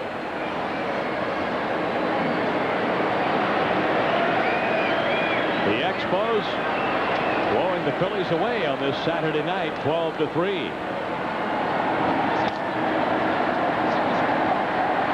Shue with the play, and in the dirt at first base. Hayes digs it out to retire Brooks. 3-run home run by Mitch Webster, and we'll go to the 9th inning at Olympic Stadium with the Expos leading the Phillies 12-3 for Webster, the home run trot for the 13th time this season. This is Labatt Expos Baseball. Fans, our next Labatt Expos Baseball telecast comes your way next Saturday night from Veterans Stadium in Philadelphia. The Expos and these Philadelphia Phillies, with just about a week to go in the season at that time. Coming up here at Olympic Stadium on Sunday, October 4th, the Expos thank their fans on Fan Appreciation Day. So far, including the crowd tonight of 33,072, over 1,700,000 have come to Olympic Stadium to see the 1987 Expos, and the ball club will thank the fans. There'll be drawings for giveaways, prizes throughout the ball game on Sunday, October 4th, as the Expos play the Chicago Cubs in the final regular season game. That's the story. 12-3. The Expos lead the Phillies in the 9th, and some changes. Vance Laws moved to third base. Tom Foley is in the game to play at shortstop, and Casey Candell is in the game at second base. Jeff Parrott delivers, and that is fouled back out of play to the left by Keith Hughes. Parrott spaced 9, retired 9.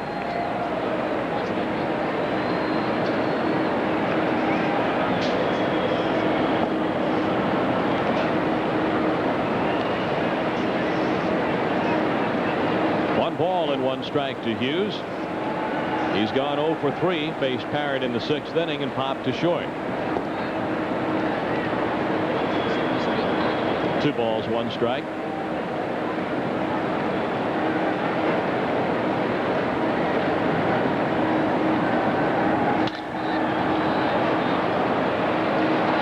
That's all for Hughes. 1 gone in the 9th inning.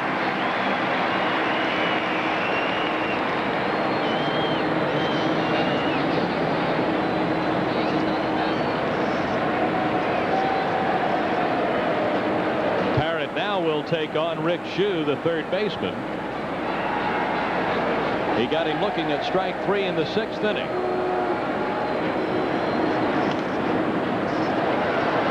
Foul ball back our way. What can you say about the bullpen by committee for the Montreal Expos? They have done a job all year, and this is another member of that committee. Burke, McGaffigan, McClure, Randy St. Clair, Jeff Parrott. Jim, this is now Jeff Parrott's longest outing of the season. He worked 3 innings against the Pirates on the 16th of August. He's worked 3 1/3 here. 2 balls and 1 strike. This is Dennis Martinez's game to win, and Shane Rawley's game to lose. This will put Martinez into double figures. 3-1 on Shue. Martinez will become the 3rd Montreal pitcher into double figures. Neil Heaton with 12 wins, Bryn Smith with 10. And here's a ball hit out into the gap in left center, and Shue has an extra base hit. A double for the Philadelphia third baseman. The first hit allowed by Jeff Parrott, the first base runner since he entered the game. Rick Shue gets a 3-1 fastball here. Full well knew that the fastball was coming. When you have a 9-run lead, you're not going to be throwing breaking balls or off-speed pitches. You're going to throw pitches right down the pipe. Let him hit the ball and get him out. philosophy is a little bit different in these kinds of situations.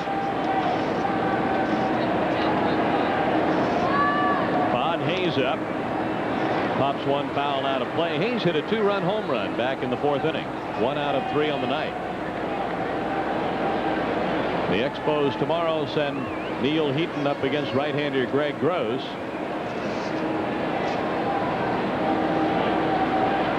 Heaton will be looking to get into the win column for the first time since the 30th of July. In St. Louis, the 7th inning and a 2-run Cardinal lead, 5-3. The Mets are leading Pittsburgh at Three Rivers Stadium, and the Expos lead the Phillies here 12-3 in the ninth. Ball bouncing away from Fitzgerald. No advance by the runner's shoe.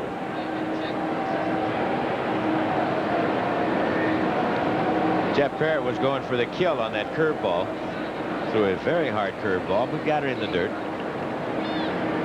Even so, Von Hayes was going to make an effort to swing, but held back in plenty of time.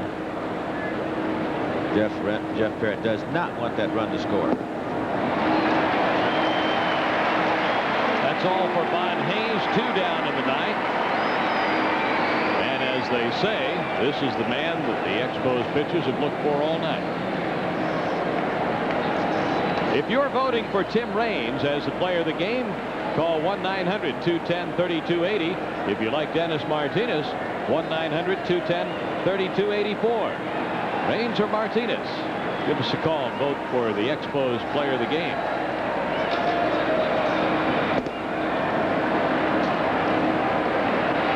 Ball 1 to James. His brother Craig, a running back with the Patriots. Brother was here to see him a year ago, April, when he got his first big league hit. We talked about that earlier. Jeff Parrott wanting to put this game away right here and now. James struck out twice, popped up once.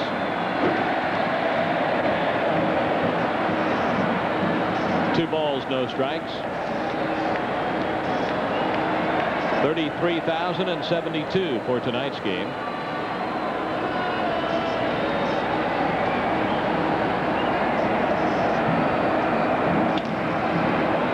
Ball's driven to right center. Herm Winningham tried for the catch, and it gets by him into the gap. That'll cost a run, and James is digging for third, and he'll make it. So the Phillies get their 4th run of the ball game on a triple into the gap in right center. Oh, Herman made a gallant try to catch that ball. Gave it all he had. Here's the pitch. It's a fastball right down the middle of the plate. Here's Winningham now trying to make the catch. And the ball got by him, and of course that drove in a run. And Parrott got behind 2-0, and that's what can happen. A 2-out triple by Chris James, driving in a run. James gets his 51st run batted in. Rick Shue carried the mail from second base. Darren Dalton, the catcher, up for the Phillies. Left field, Raines, and this will be the ball game.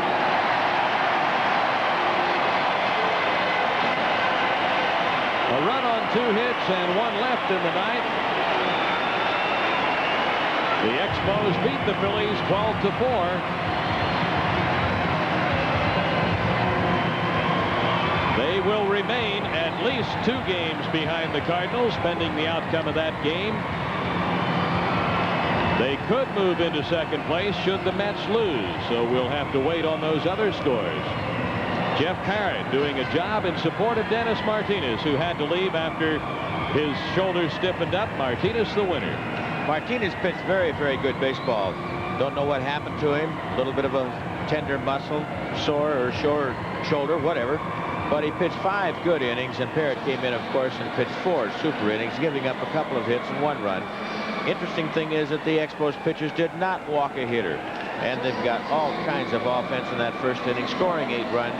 A big hit there, of course, was the hit by Dennis Martinez with 2 outs, and that drove in True. And then right after that, almost immediately, the first or second pitch, Tim Raines hit a 3-run home run. So the difference really, and the big hit of the game was the line drive to right field by Dennis Martinez. An 8-run first inning, and the Expos on to beat the Phillies 12-4. Martinez over Raleigh. The Expos are now 8-6 on the year with the Phillies, with 4 games to go. One tomorrow afternoon when they send the left-hander Neil Heaton up against Kevin Gross, and then 3 next weekend in Philadelphia, including the ball game that you'll see right here next Saturday night. At this moment, the Expos and the Mets a game and a half behind the St. Louis Cardinals, and we'll again be checking the Cardinal game with the Cubs at Busch Stadium and the Met game with the Pirates at Three Rivers Stadium as soon as we get an update.